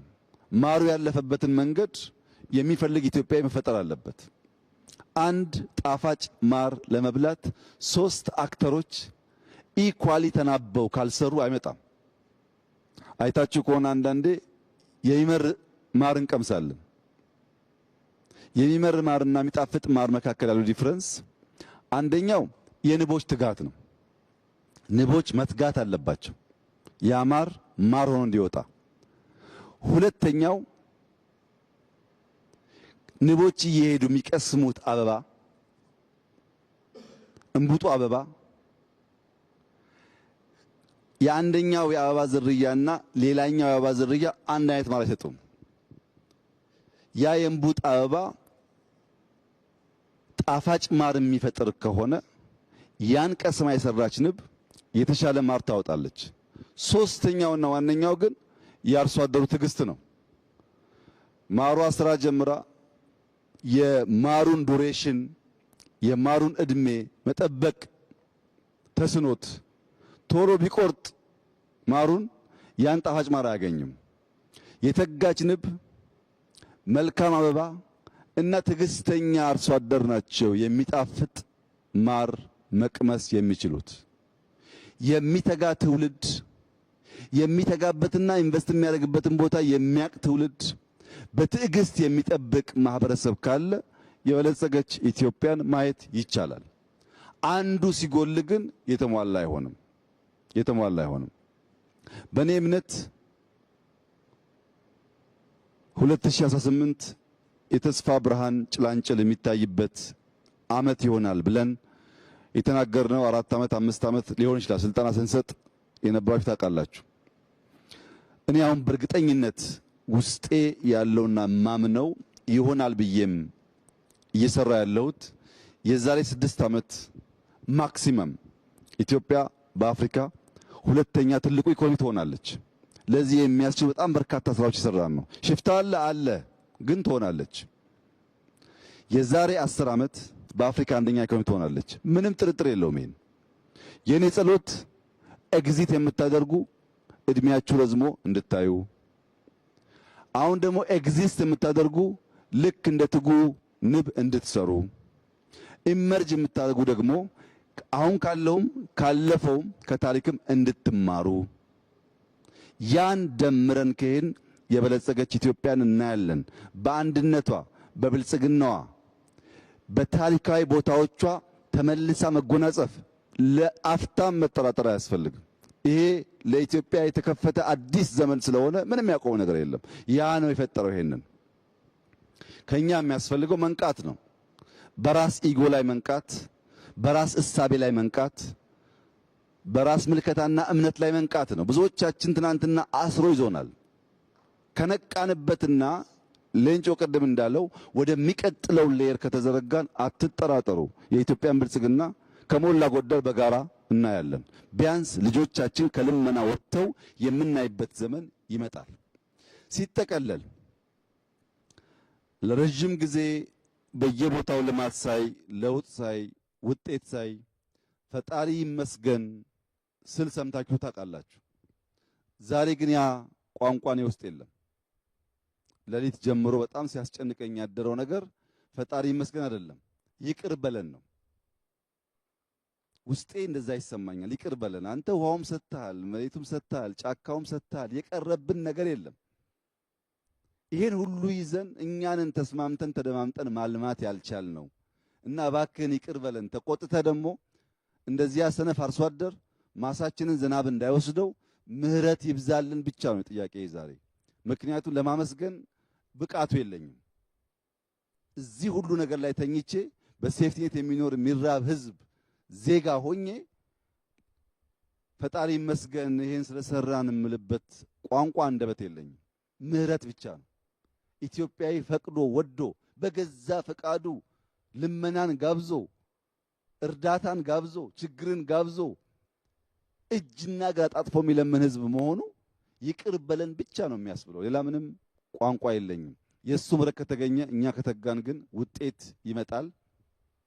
እዚህ ያላችሁ ሲኒየር አመራሮች፣ እዚህም የሌላችሁ ሲኒየር አመራሮች ፐርሰንቴጁ ይለያያል።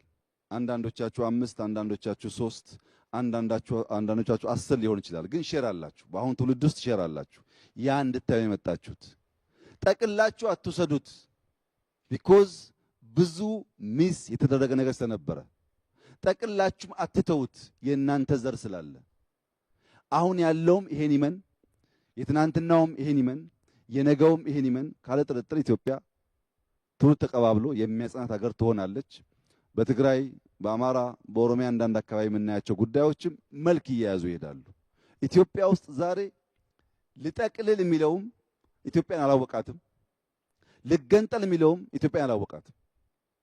መገንጠልም መጠቅለልም አይሰራም። መስማማት፣ በትብብር ሁሉም ያለውን ሀብት እያወጣ እንዲለማ አድርጎ መኖር ብቻ ነው የሚያዋጣው። ይሄን መገንዘብ አለመቻል ነው ችግር ያመጣብን። ለምሳሌ ልገንጠል ብሎ ከሰሜን እስከ ደቡብ የተደራጀ ፓርቲ አለ። ከነዚህ ውስጥ አንዱም ሀገሩን አያውቅም፣ ህዝቡን አያውቅም፣ ባህሉን አያውቅም። የነጻድቃን ቲፒኤልኤፍ ልገንጠል በሚልበት ሰዓት እርግጠኛ ሆኜ የምነግራችሁ እነዚህ ወጣቶች በዛ ዘመን ትግራይን ባህሉን በደንብ አያውቁትም። እልህና ቁጣን ያላቸው እንጂ የበቃ ዕውቀት አልነበራቸውም። ኦነግ ቅድም ሌንጮ እንዳለው እንኳን ኦሮሚያን መገንጠል ቀርቶ የትውልድ ስፍራውን እንኳን በትክክል አያውቀውም። ባሌን አያውቅም። ሌላውም ነፃ አውጪ ይኸው ነው፣ የሶማሌውም የምናምኑም በትክክል ባህሉን አገሩን ሳያቅ ነው ነፃ ልውጣ ብሎ በጋራ መኖር ስንችል መከፋፈል ይሰበክ ነው ማለት ነው። ልጠቅልል ባዩም ዘመን አያውቅም። አሁን ባሌ ይጠቀለላል? አይጠቀለልም እኮ ብትፈልግም ባትፈልግም አይቻልም። አለፈ ያ ታሪክ። ከኋላ ጋር መታሰር አያስፈልግም። ትቶ ዛሬ መኖር ያስፈልጋል። ምን ጠቀልላለህ? እንኳን ልጠቀልለው አታውቀውም። ይህን ሰፊ ምድር፣ ይህን ሰፊ ህዝብ፣ ይህን ሰፊ ባህል ሰብስበህ አንድ ማድረግ አትችልም። ያለው ምርጫ ተከባብሮ ተደማምጦ ተጋግዞ ተካፍሎ በጋራ መኖር እንደሆነ ማመን ነው። ያ ሲሆን ሰላማችን፣ ልማታችን ይመጣል። የእናንተ ኮንሰርን ይገባኛል፣ የኔም ኮንሰርን ነው። እኔ ግን እንደዚያ ሰነፍ ገበሬ ቁጭ ብዬ እባክህን ዝናብ አዝንብ ከሚሉት ጎራ አይደለሁም። ዝናብ አዝንብ እያልኩ ቦይ እየቆፈርኩ የምጠብቀው በዚያ መንገድ ነው የኢትዮጵያ ችግር ተጠቅሎ ይጠፋል ብዬ የማምነው። ትንሽ 50 አካባቢ ደረሳችሁም እንድትቆዩ ጸሎቴ ነው። ያኔ ስንገናኝ በአፍሪካ አንደኛ ኢኮኖሚ የበለጸገች የማትቸገር የምትረዳ ኢትዮጵያን በጋራ እንደዚሁ ደግሞ እንወያያለን ብዬ ተስፋ አደርጋለሁ። እጅግ አድርጌ አመሰግናለሁ። በጣም ደስ ብሎኛል። ይሄ ባህል ይቀጥል፣ ይደግ፣ ይመንደግ ብቻ ነው ማለት የምፈልገው። በሌላ ጊዜ ደግሞ ስንገናኝ እንደዚሁ እንወያያለን። ስለነበረን ቆይታ እጅግ አድርጌ አመሰግናለሁ።